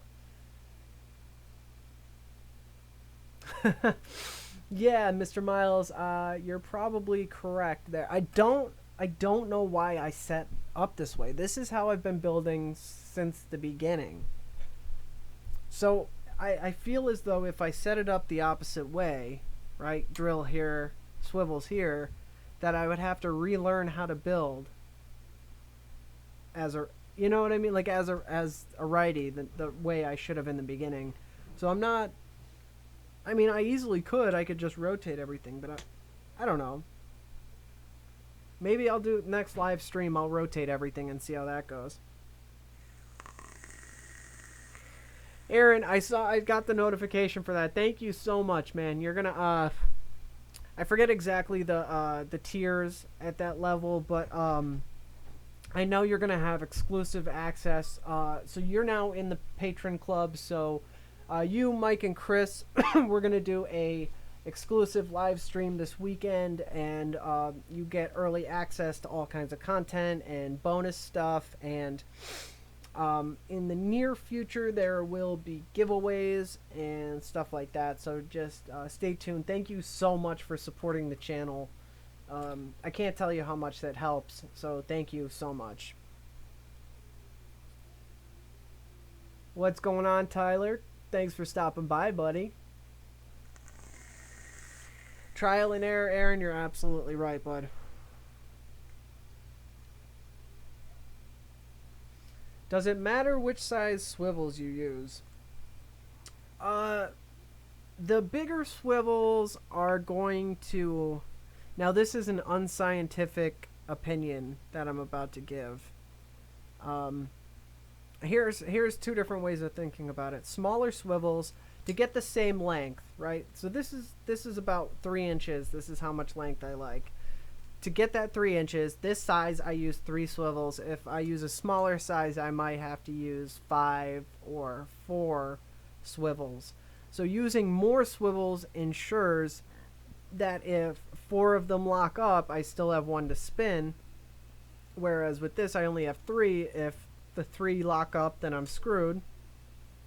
But at the same time, I feel like the bigger swivels have better bearings in them, or bigger bearings at least, and they just spin better. I've had better luck with bigger swivels, so I would take that with a grain of salt though, because I haven't really put that opinion to the test. Yeah, every little bit does help, man. I can't express how much that helps. Thank you so much. I want to be able to keep doing these videos and not have to move to a platform that is, like a paid subscription kind of thing. So that's why I started the Patreon to begin with. It's expensive making videos on YouTube, and I want to keep reaching people. I want to keep teaching people how to build. And so the Patreon hopefully will help allow me to continue to do this.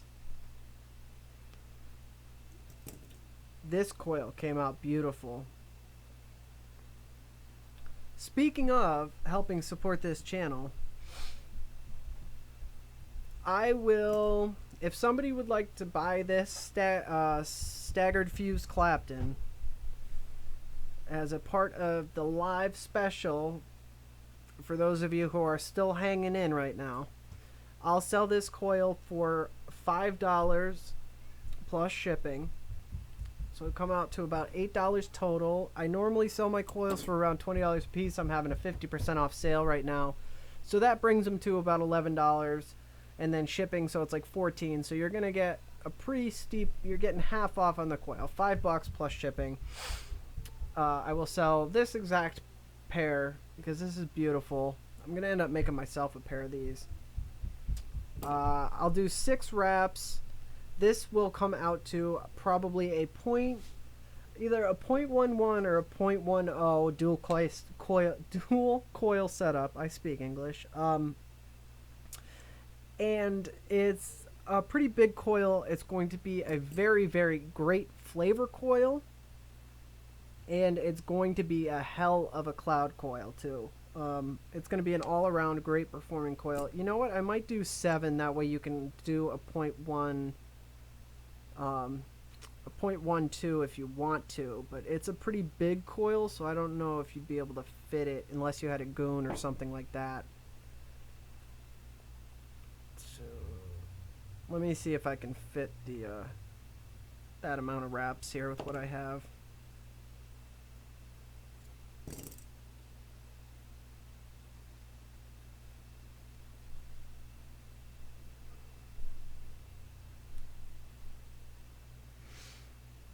Alright, so I could get the 7 wraps, but they're going to be short leads, so I don't want to do that. Now, if somebody actually does want to buy this, you have to promise that it is for jewelry purposes only. I cannot control what you do with it, but you have to promise me that you're not going to use it for vaping. That's my only stipulation.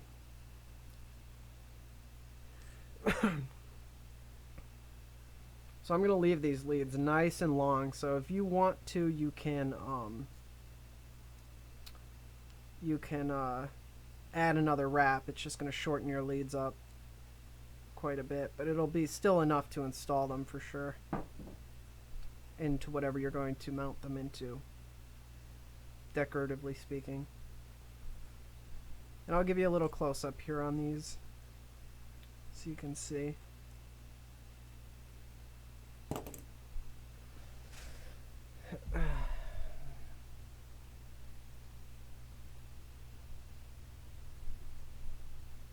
Can you see the detail there at all? Or is it still focusing on my face?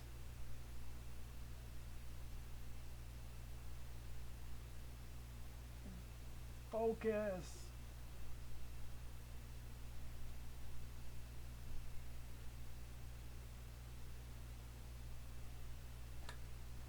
They are beautiful. I think you're just going to have to take my word on it. But I'll set them aside. If anybody would like to purchase those at the special live stream price,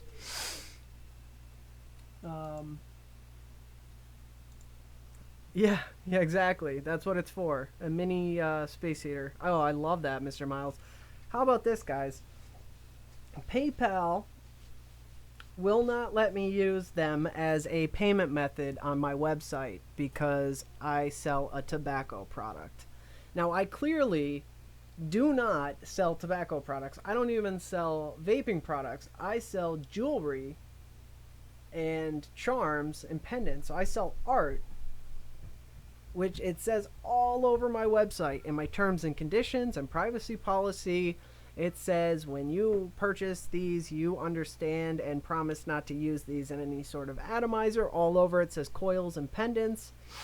And they still came at me and said, "We're sorry, Mr. Holmes," but they didn't say they're sorry. They're just like, you know what? Listen, bro, screw you. You sell tobacco products, so you can't put PayPal as a payment method on any of your products. So that was cool. Fuck the FDA. Yeah, they're necklace charms for sure. Yeah, so that was a quick fun story about PayPal.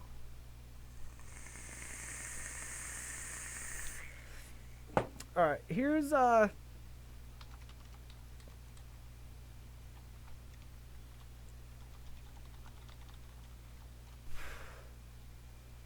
if anybody wants to buy those coils, you can email me. Yo, Country Living, what's going on, big country?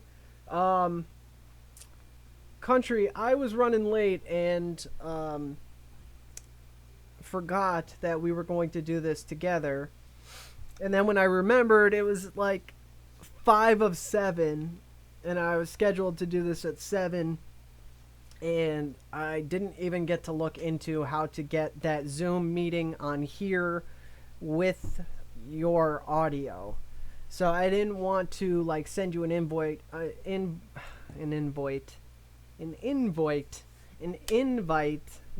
during the live stream and try to figure it out and have everybody watch that as we're trying to figure it out. But maybe we'll do a Zoom meeting after this and get it figured out.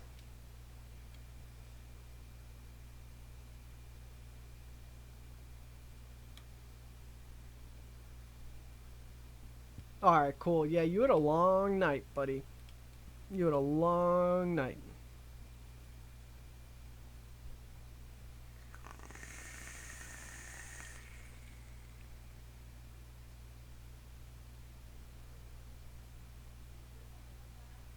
Yeah, HD lawn maintenance is absolutely correct as far as cheap swivels versus good swivels. It took me a long time to learn that the brass ones, they those if the bearings are brass inside, I don't know, but I went through a shitload of swivels before I found some that could put up with the wear and tear that I put on them. Now, granted, I constantly have my swivel spinning at 5,000 RPM, so I naturally go through them a lot faster than most people will. But crappy swivels, like these little guys that I got, I actually paid a lot of money for them, but they are brass, and they're brass coated in some kind of black coating, and they just can't put up with the kind of speed that I put them through. And yeah, so I had to go with the stainless steel, and they work beautifully. Yeah, fucking PayPal. I'm boycotting PayPal.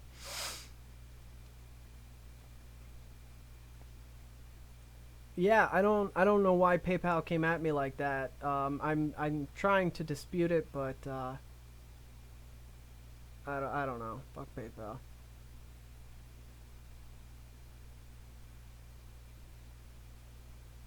That's awesome, Chevy.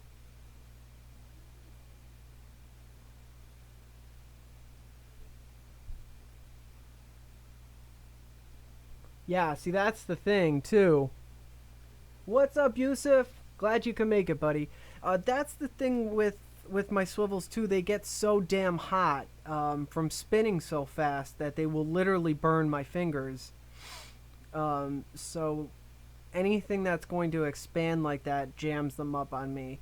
And when you're building with like any kind of ribbon, but specifically the point 0.3, any resistance whatsoever from your swivel will just totally warp your build, and it just ruins everything.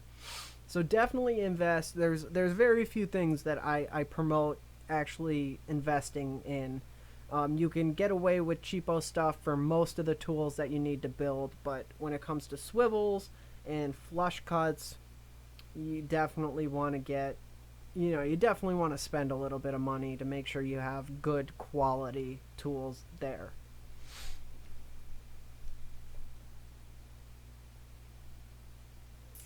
Oh, that's awesome, man. I'm sure your wife will love that. That's really nice.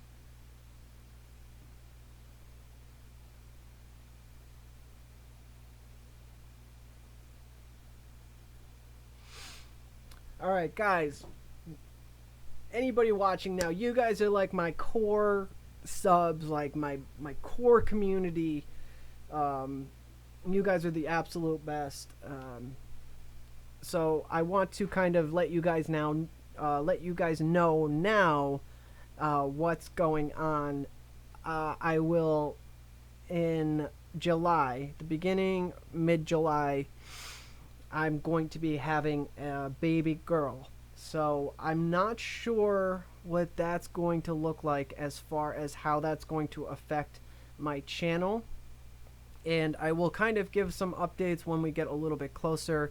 But really, we're at that point where any day now, we have a bag packed ready for the hospital. So that's kind of where we're at. So I just kind of want to put it out there right now that if all of a sudden you kind of don't hear from me for a little bit, that is why. And I don't know yet what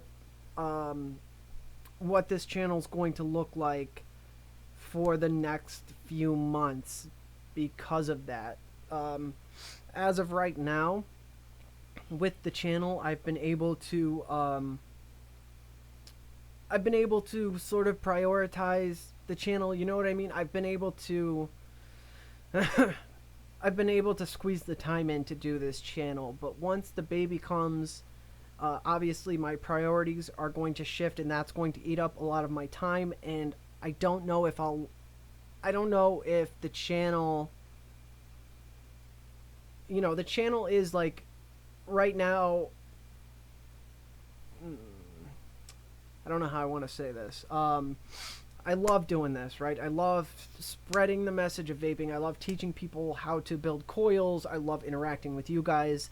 I love trying to grow this community around the channel, but it's like community service, right? Because I don't make any money doing this or anything like that. So unfortunately, once my baby's here, my attention is going to be on, my priorities are family, business, then YouTube. Like those are my priorities right now. So when that family part expands, I don't know if I'll be able to, or how much I'll be able to do the YouTube channel. I definitely will still try to post, or I'll at least do live streams. I highly doubt that I will be able to do any kind of more build tutorials, just because of the sheer amount of time and energy it takes to put one of those together. But I am going to do my absolute best to come up once I see. I don't know what it's like having two kids, a 3-year-old and an infant. So when I get a better feel of how my life's going to look, then I will be able to come back and be like, okay, so here's what the new schedule is going to look like. As of right now, I've been able to do like around 2 videos a week plus a live stream. So I'm hoping to at least keep one video.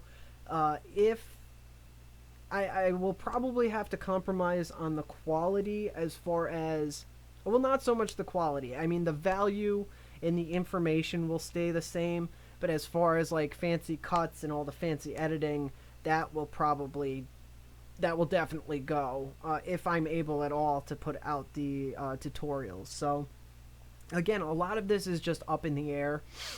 So I will let you know as I know more information. Um, Again, though, as far as in my life right now, YouTube is a pretty big priority because A, I love doing it. B, I love helping people. I get to reach so much more people to teach them how to vape than I did previously. Like the extent of me being able to help teach people was when I did like for comps. I'd go set up a table and help teach people there. They could ask me questions and do like kind of like this where they ask me questions and I could show them and stuff. But this has enabled me to reach a lot more people and grow a community around it. So it is a big priority for me. But you know, as I said, I'd really like to still do this, but I'm not sure how the baby's going to affect this. It's not going to stop it completely, but it'll probably limit it. So I just wanted to let you guys know, if I do drop off the face of the earth, that's why. Nothing's wrong. You know, I had a baby, so. Rapping. Oh, okay. Yeah, that makes sense. Thank you for the congratulations and the understanding. Um, yeah, Josh, tension. In that case, pull hard. So here, let me show you with this little piece of, ow, fuck, Staggered fuse Clapton. So when you're wrapping it, now obviously this is going to be the opposite from what you're going to see, but when you're wrapping, you want to pull out, like straight out and hard. And what I do is that the reason it's going to want to bend like that is you don't have it wrapped tight enough. If you're talking regular staple coils without frames, they're one of the most difficult coils to wrap, in my opinion. I still struggle with them. I fucking hate those. I won't even build them because they're too hard to wrap. But with a frame staple, when you start to wrap it, you're gonna feel which way the ribbon wants to lean. When you feel that, you can get a sense of which way you need to counter that. So you're either going to pull up, like up and to the left or up and to the right. Pretty much you're going to pull up into the opposite way that the ribbon is trying to lean. So you can force it. If you start seeing it lay to the, let's say it's laying to the left, so it's pretty much, it's wanting to twist. You just want to force it the opposite way. So use a lot of tension and pressure and pull on one side or the other. Play around with that and let me know if you're still having trouble, and we can work on it a little bit more. Thanks, Alex. I appreciate that. You're awesome. You're awesome. Alright, so I didn't get as far as I would have liked. We're at that 2-hour mark already. That kind of flew by. I didn't even get into the hand tool. So what do you guys, I mean, are people still watching? Do you want to keep going, or should I wrap this up and do it another day? Let me know what you guys think. I'm going to text the wife real quick.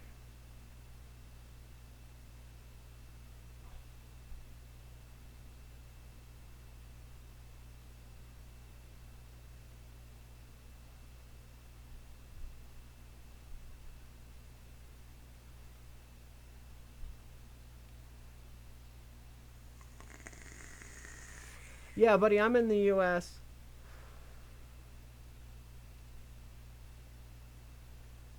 No problem, Josh. Up to you, Holmes. Well, if you guys will stick around, I think I'll keep going for a little bit. I think I'm going to, what am I going to build? Let's do a frame staggered. And then once I either complete or fail that build, we'll see where we're at then. Right on, Mr. Beesweeze. Beesweezy. Mr. Beesweezy. That's an awesome name. That is an awesome name. Alright, so I need a piece of 26 gauge kanthal. Yeah, kanthal. Wait.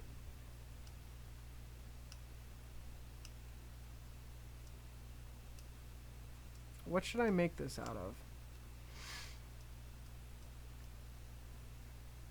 Alright, so I'm going to use 28 gauge kanthal. Wrap it in 36. Use 0.5 in the middle. Wrap it, how many? Alright, yeah, I know what I'm going to do. Okay, so I'm going to use 28 gauge kanthal and 36 gauge for the Space Clapton and for when I fuse it all together. And in the middle, I'm going to do four pieces of the 0.5 ribbon wire because I want it to ohm a little bit higher, and I want I want a nice quick ramp up time. We'll see how many times I wrap it and stuff when I get there. See what I feel. Alright.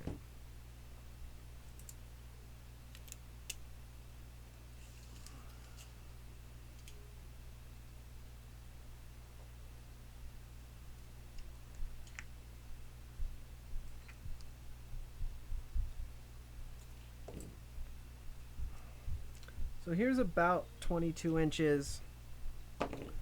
About 22 inches of 28 gauge kanthal. And this is what I'm going to use to make my frames. I'm going to do the same method I showed you for the other staggered fused Claptons. So I'm going to do a Space Clapton all the way down. Then once I get that done, I'm going to set it aside for just a minute.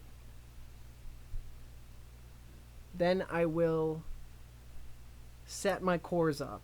So for now, I'm going to get this set. Then I'm going to put on some tunes for you guys while I build this so you don't just have to listen to my drill railing. There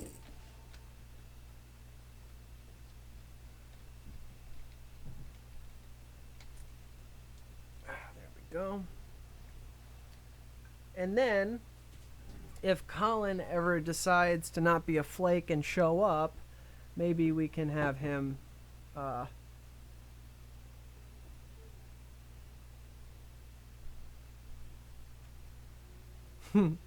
yeah, that the wire delivery, Aaron's talking about waiting for his wire shipment. That's an exciting man. Be chasing the FedEx truck up the street. Alright, what are we doing? Oh, right, okay. Just give me 1 second, guys. I'm going to, I'm going to get something going here. Bear with me.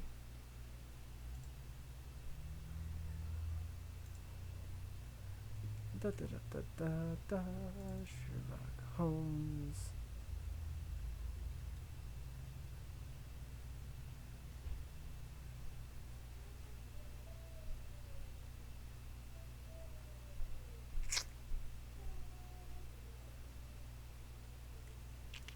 We'll figure it out, I promise.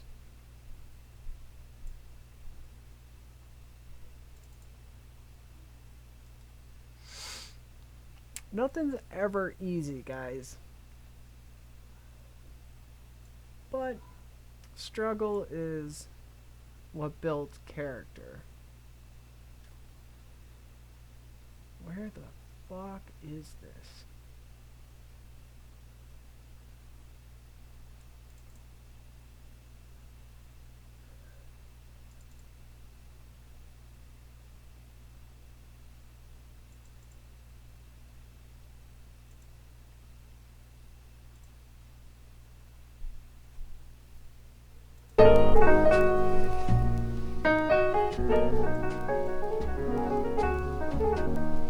Alright. I'm gonna get building. You guys hopefully enjoy that music. And once I get this spaced, we'll come back.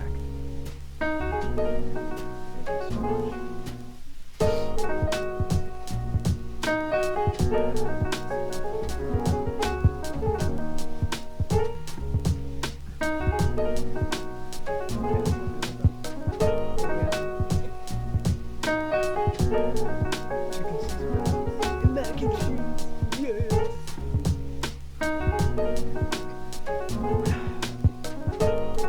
Service with a smile.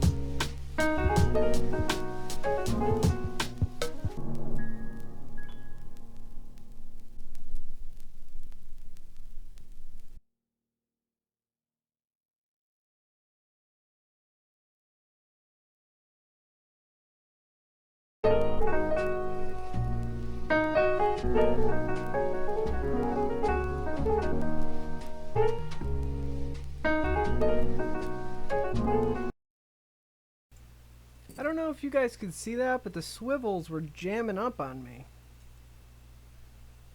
Which they should not be doing because they are brand new.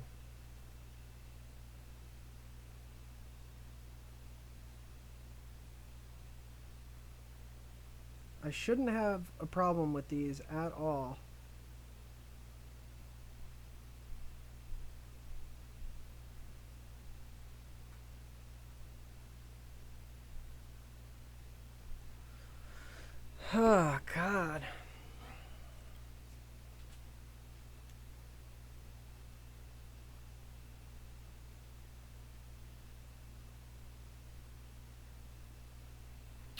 Hopefully that solves the problem. If that happens at all when I'm trying to wrap this ribbon wire, it's going to totally screw up the whole build.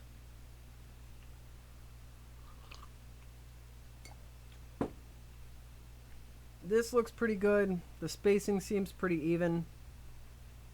So I'm going to pull it off. And I'm going to set up the ribbon.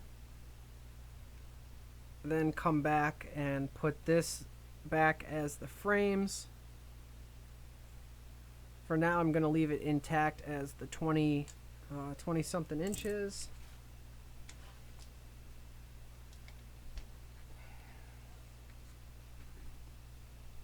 Again, just be mindful and don't screw that up. Just be gentle with it.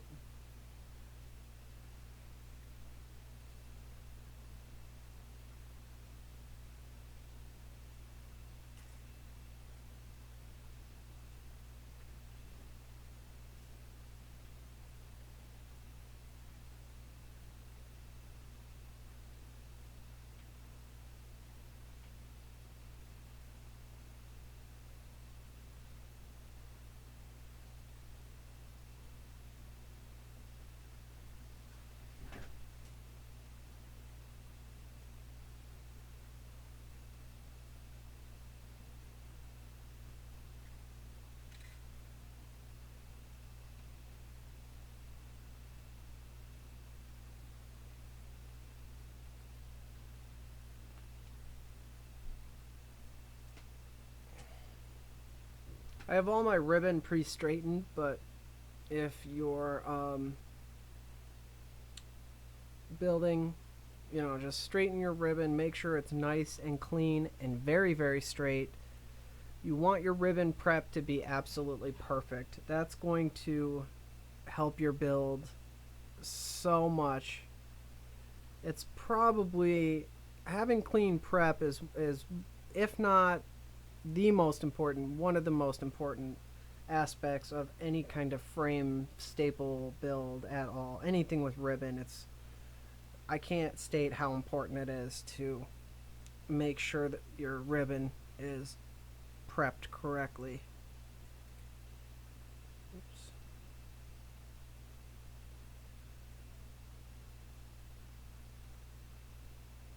Just work gently. Take your time, work slow with the ribbon. Make sure everything's nice, clean, and straight.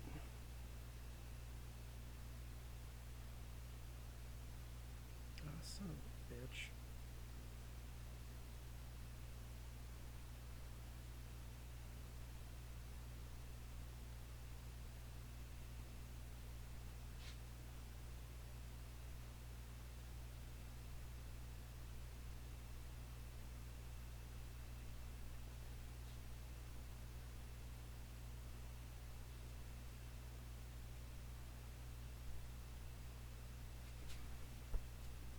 I have that 3-in-1 oil that I just put on those swivels all over my hands. So that should be fun. Alright.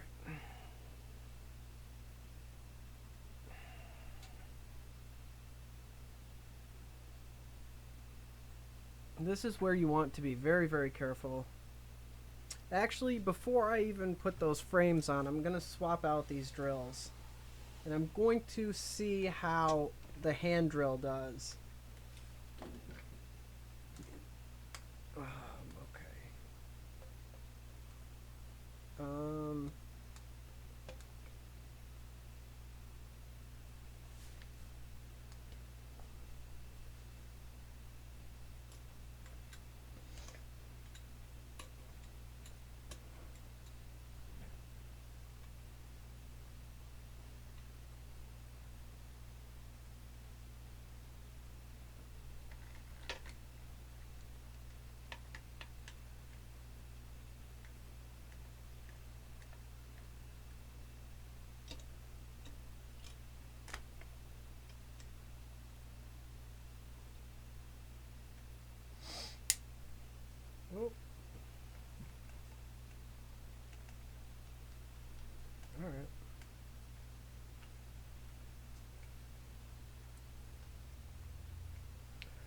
Alright, I think that's gonna work. We're gonna find out.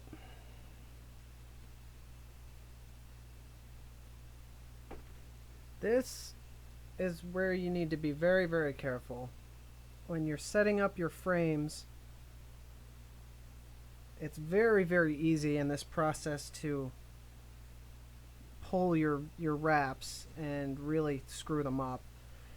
So just be very, very careful when setting these.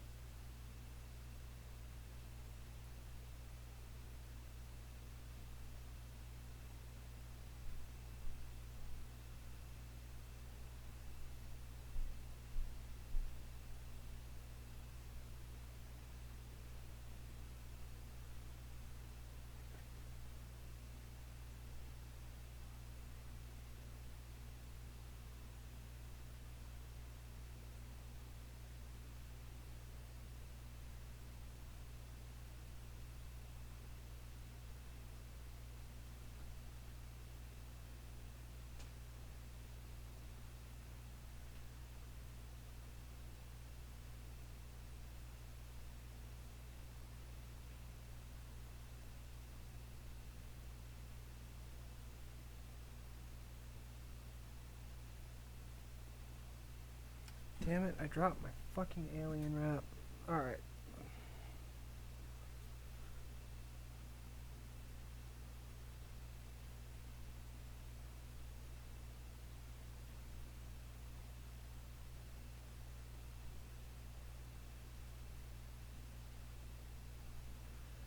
I'm not going to stabilize the center with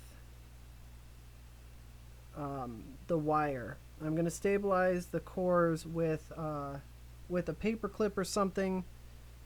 The wire will just fall inside the spaces, and I don't want to screw around with that. Now, as I'm as I'm keeping everything in line and working my way down toward the chuck end of the core, I'm not pulling, I'm just trying to guide my way down without moving the spacing while keeping the ribbon intact and stacked nicely.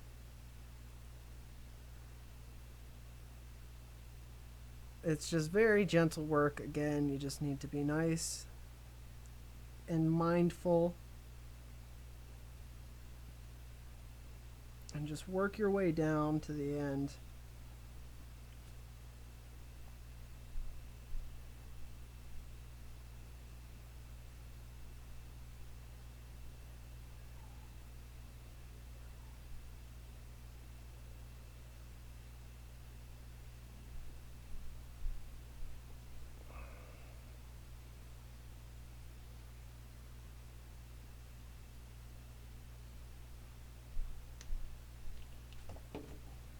All right.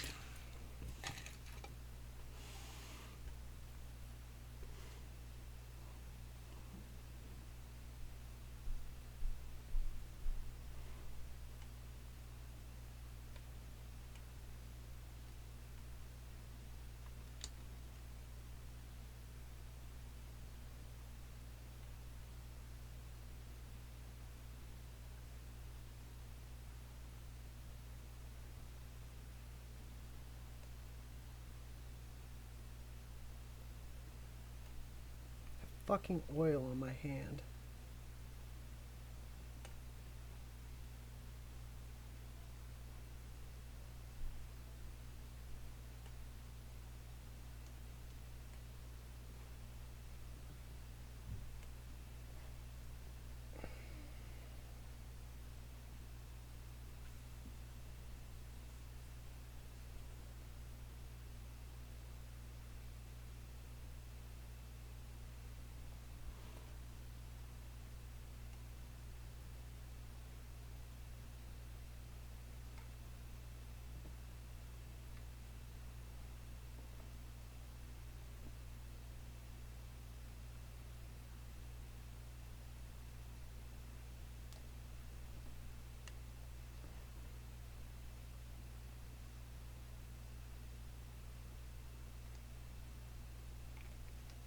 Alright, this is much harder than I thought it was going to be.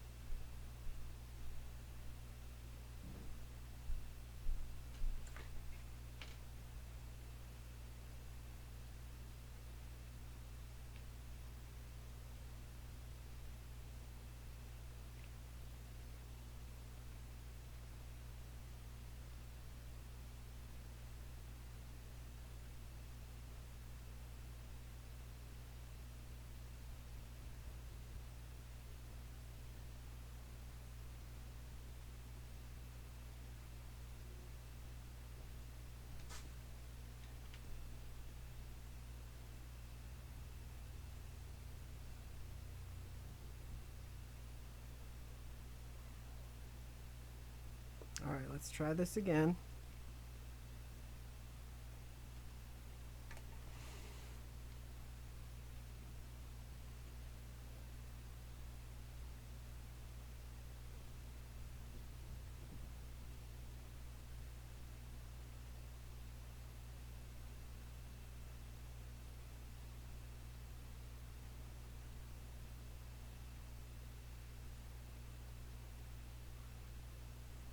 So far I can say with the surety that I don't like this thing. I can't secure it enough without breaking the plastic. Unless, maybe I can try to, I'm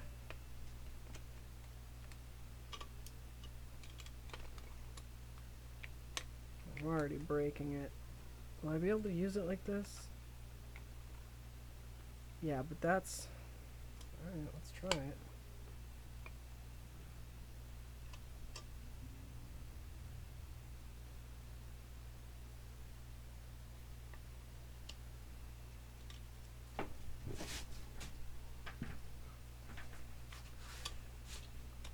I swear, half a building is just fucking finagling shit.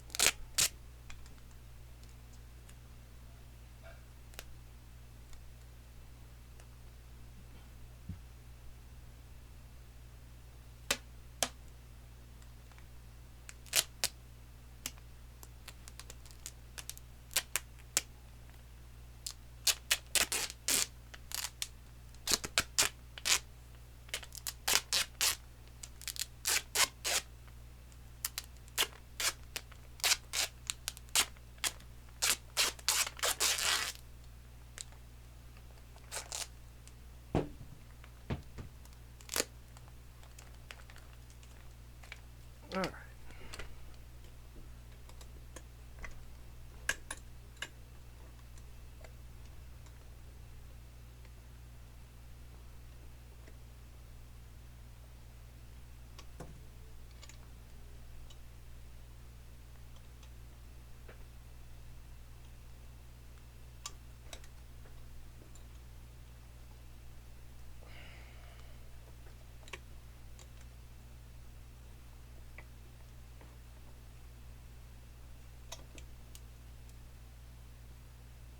Still cracking the plastic, and it's still fucking moving.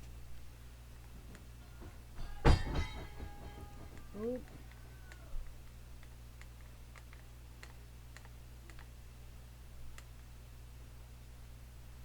Alright, well, let's give it a shot.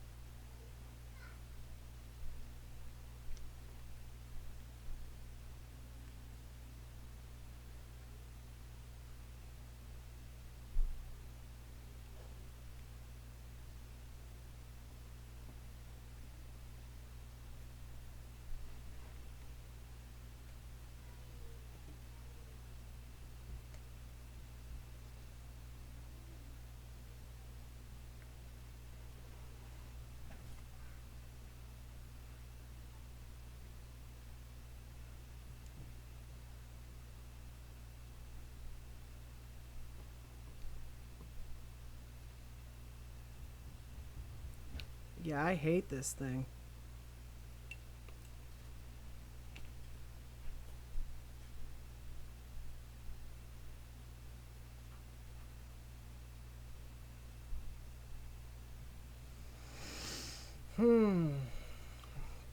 So my issue that I'm having here,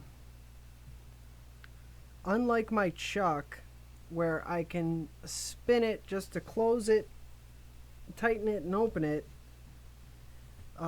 when I spin it, the whole fucking thing moves. So I can't get it to close without, especially because I have oil on my hands, I can't hold this down enough to be able to,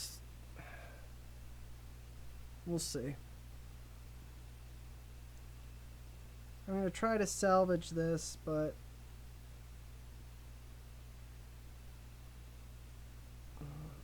we'll fucking figure it out. Let's just start building and see what happens.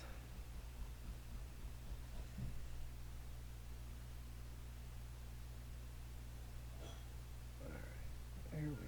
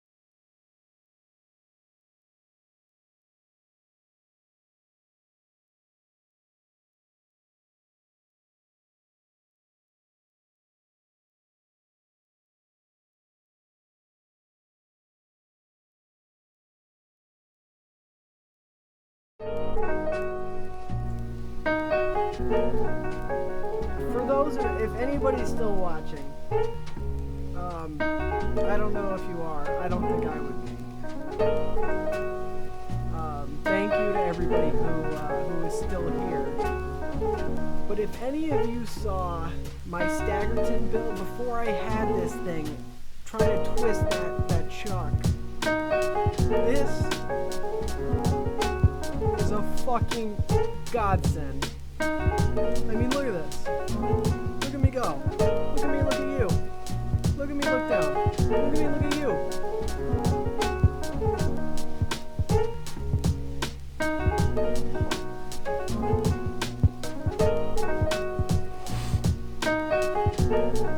I still wouldn't have had an inch done if I was still using my big drill.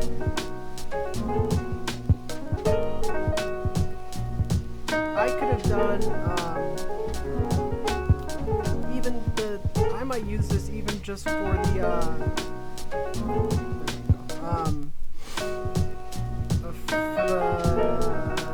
the staggered fuse Claptons. And this is just a whole different world. Maybe I spoke too soon.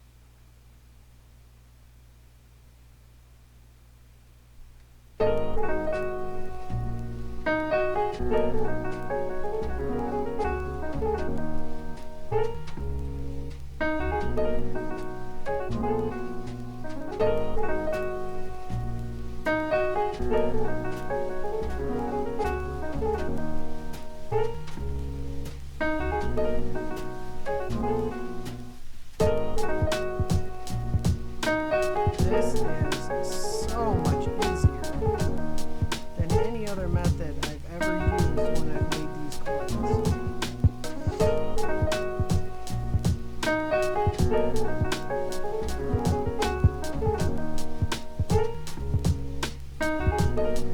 If you are trying to make a staggered stapled frame staple coil thing, a staggered frame staple, you need one of these hand drills. This hand drill was, I think, $15 on Amazon, and it, just the time it saved me just building this coil right now, paid for itself. 100%.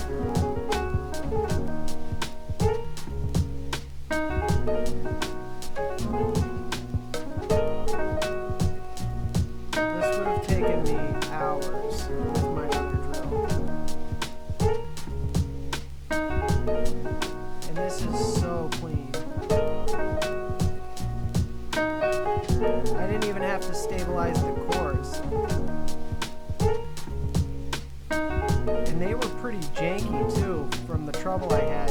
That's my only con when it comes to this machine so far, or this tool. Whoa! Now I'm falling out of it. Alright, hold on. My only con so far is this, trying to get it in. Now granted, I have oil on my fingers, but it shouldn't be this difficult to get it on.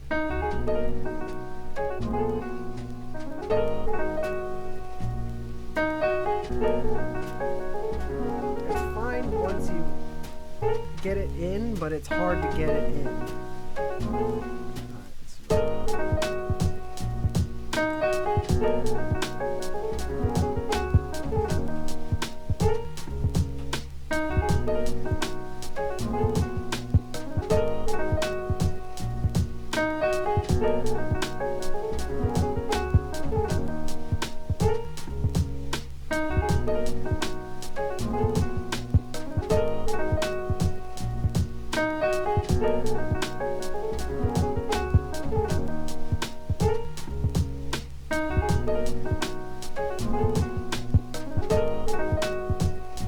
This makes an amazing difference when building this kind of coil. I'm blown away right now. What this is going to enable me to do is put coils like this on my website, because it's going to save me so much time. It's actually going to be feasible for me to make these coils and sell them.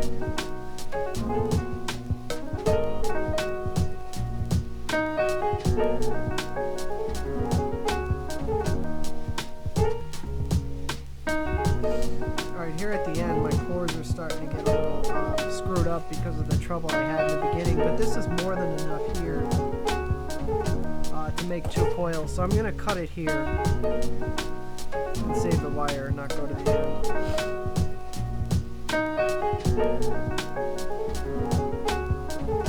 But that was awesome. That was just awesome. Oh man, it hurts my eyes. Alright, so yeah, this was fucking cool. I'm gonna think of a better way to install this.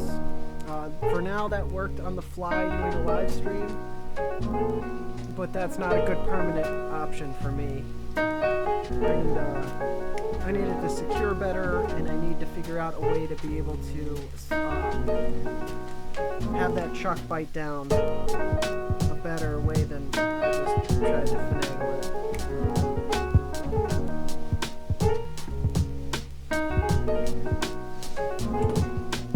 Alright, so I'll put pictures of this up on my Instagram.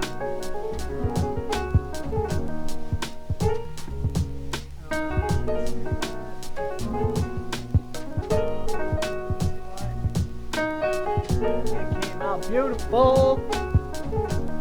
All right, let me catch up on chat quick. Then I will. I'm gonna wrap this up, and I will get going here. Could you see it, Mike? I didn't. It's hard for me to tell if you guys can see it through the. All right. Any chance of a coil giveaway? I have.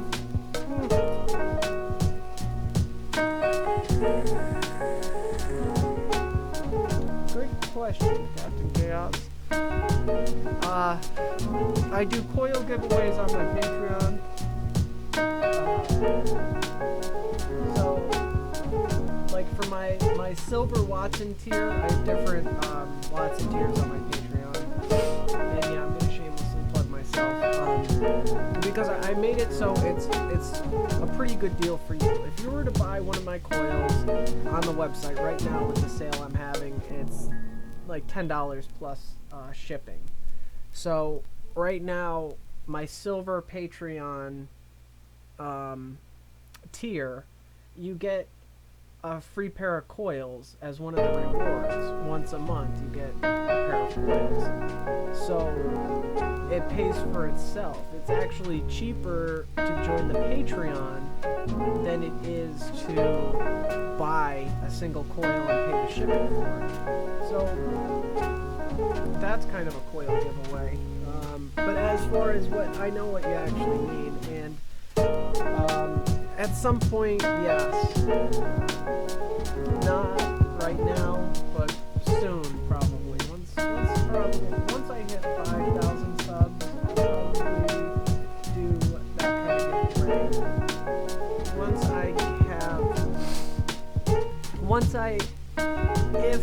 I'll say if, not once, because it's not anything definite, but if the day comes that companies are sending me products to review, and most reviewers receive multiples. If that's the case, I will be giving away 90%, probably 95% of what's sent to me. So giveaways are coming in the future. I don't want my channel, I don't want subscribers just because of giveaways. it's not about the numbers for me. I'd rather stay at 2,000 subscribers than have 5,000 subscribers, 3,000 of which are only here for giveaways. So I'm not trying to bribe, and that's nothing against people who do giveaways. I mean, it's a great thing to do, especially when these companies are just sending you a ton of stuff. Yeah, of course, give them away. I have no problem with that, and I'm going to do that too. But right now, with where I'm focused on my channel, I want to build this community without having people come in just for giveaways who bring negativity and bullshit with them. Like, I don't put up with any of that, and I just don't want giveaways to entice people to come who wouldn't otherwise come, if that makes sense. But giveaways will come in the future. Can you? Yeah. Mohawk, Mohawk is an alien without that much stretch. Or it's with the same amount of stretch, and you're just loosening up on the tension. Play with it, man. Aliens are tough. Mohawks are tough. I will be doing a video on them soon.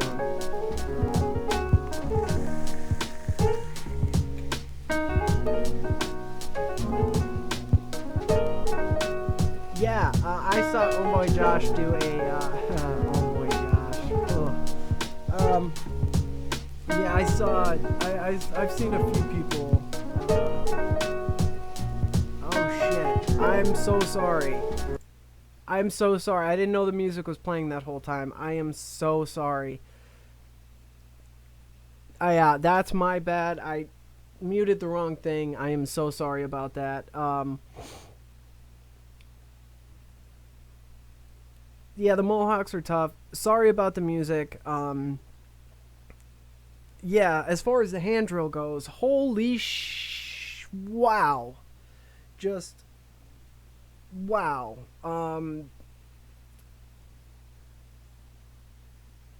Yeah, Mike.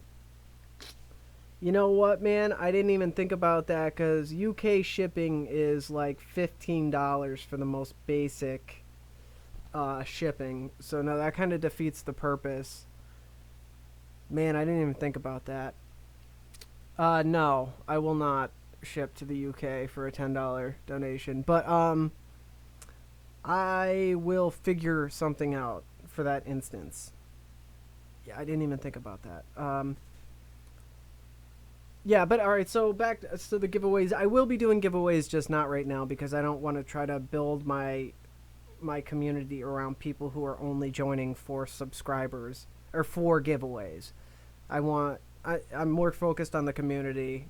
I'd rather not have people join just for giveaways. So, but soon, and especially when companies are sending me stuff to review, if that ever happens, if they send me multiples, I will be.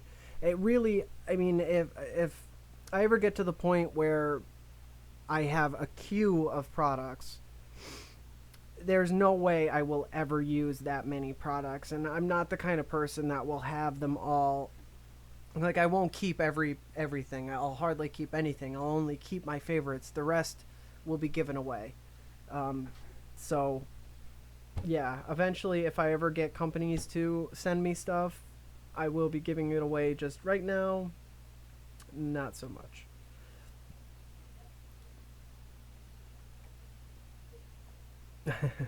Yeah, Mike, thanks. I appreciate you just being a subscriber. It's awesome that you're just still hanging here.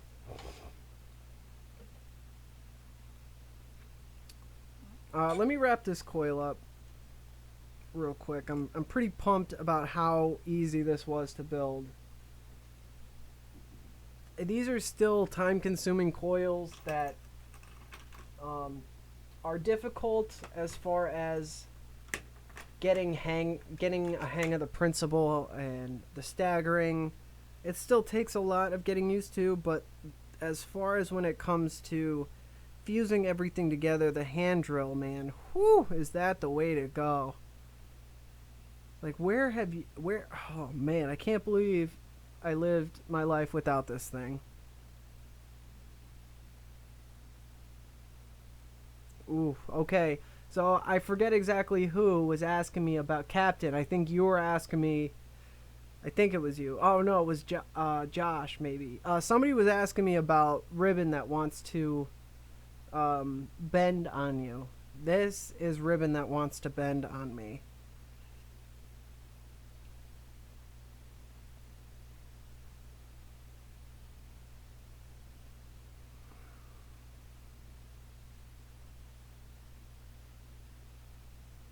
So I'm just going to take it slow.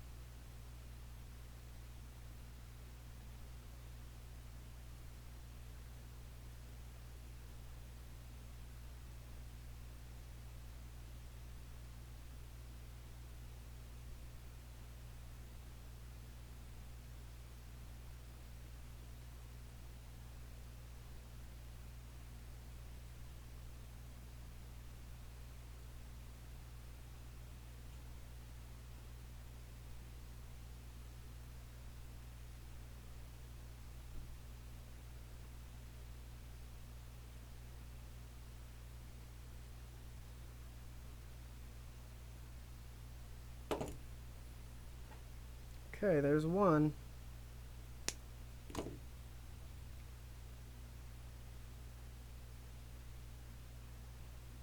Damn, it's pretty coil. Just so pretty. I love frame staple coils. I love every coil. I don't think I could say there's a coil that I don't like.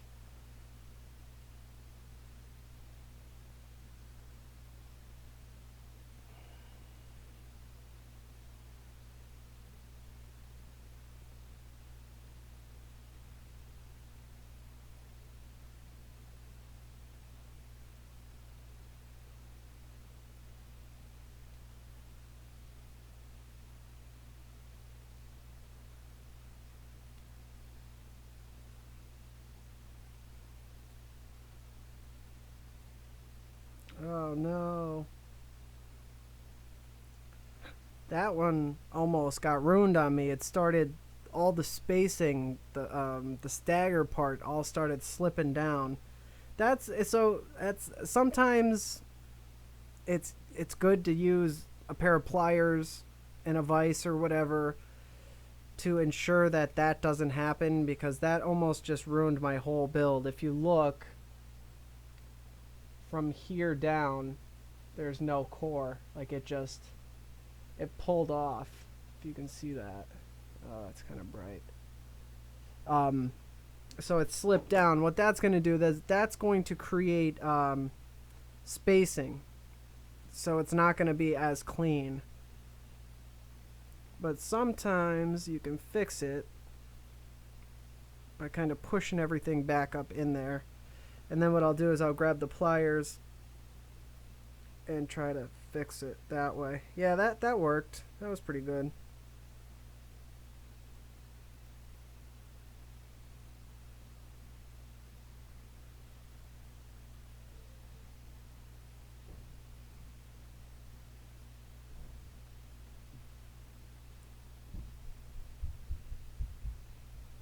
Alright, there's two. Alright, overall conclusion from this video. I hope you guys learned something. So new methods. I highly recommend the weights on this little splitter thing, whatever the hell this is. I still don't know. Also, the hand drill. Yes. If you're going to be building anything intricate, framed, staggered builds, or anything like that, 100% invest in one of these. Yes, 100%. Now, I really want to thank everybody who's stuck in here. Let me troll the comments real quick and see what's going on, and then I'm gonna wrap this up.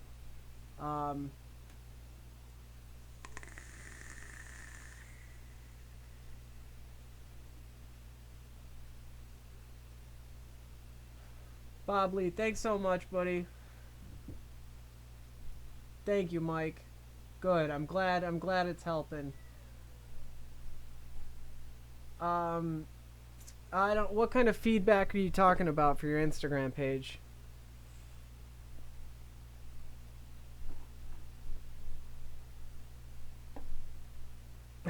Right on, buddy. The Clone Show.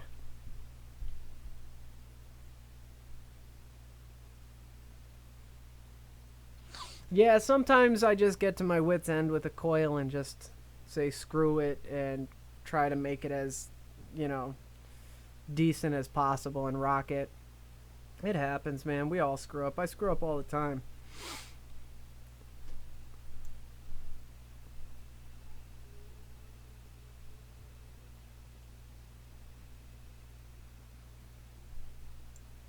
Alright, guys, so I am going to get going. We've been on for quite some time now, so we're at 3 hours. I'm getting tired. I'm sure you guys are tired of seeing me, but thank you so much for everybody who watched. If you made it through this long in the replay, God bless you. You're a saint. Thank you for sticking around. Check out the Patreon. Make sure you hit that thumbs up on the way out and subscribe if you haven't, but I know all you guys are subscribers. But thank you to everyone for sticking around so long, and like I said, depending on what the baby decides to do, you'll either be seeing me or you won't. But thank you again for joining this live stream. Country, I will talk to you soon. Thanks so much, everybody, and I will see you next time.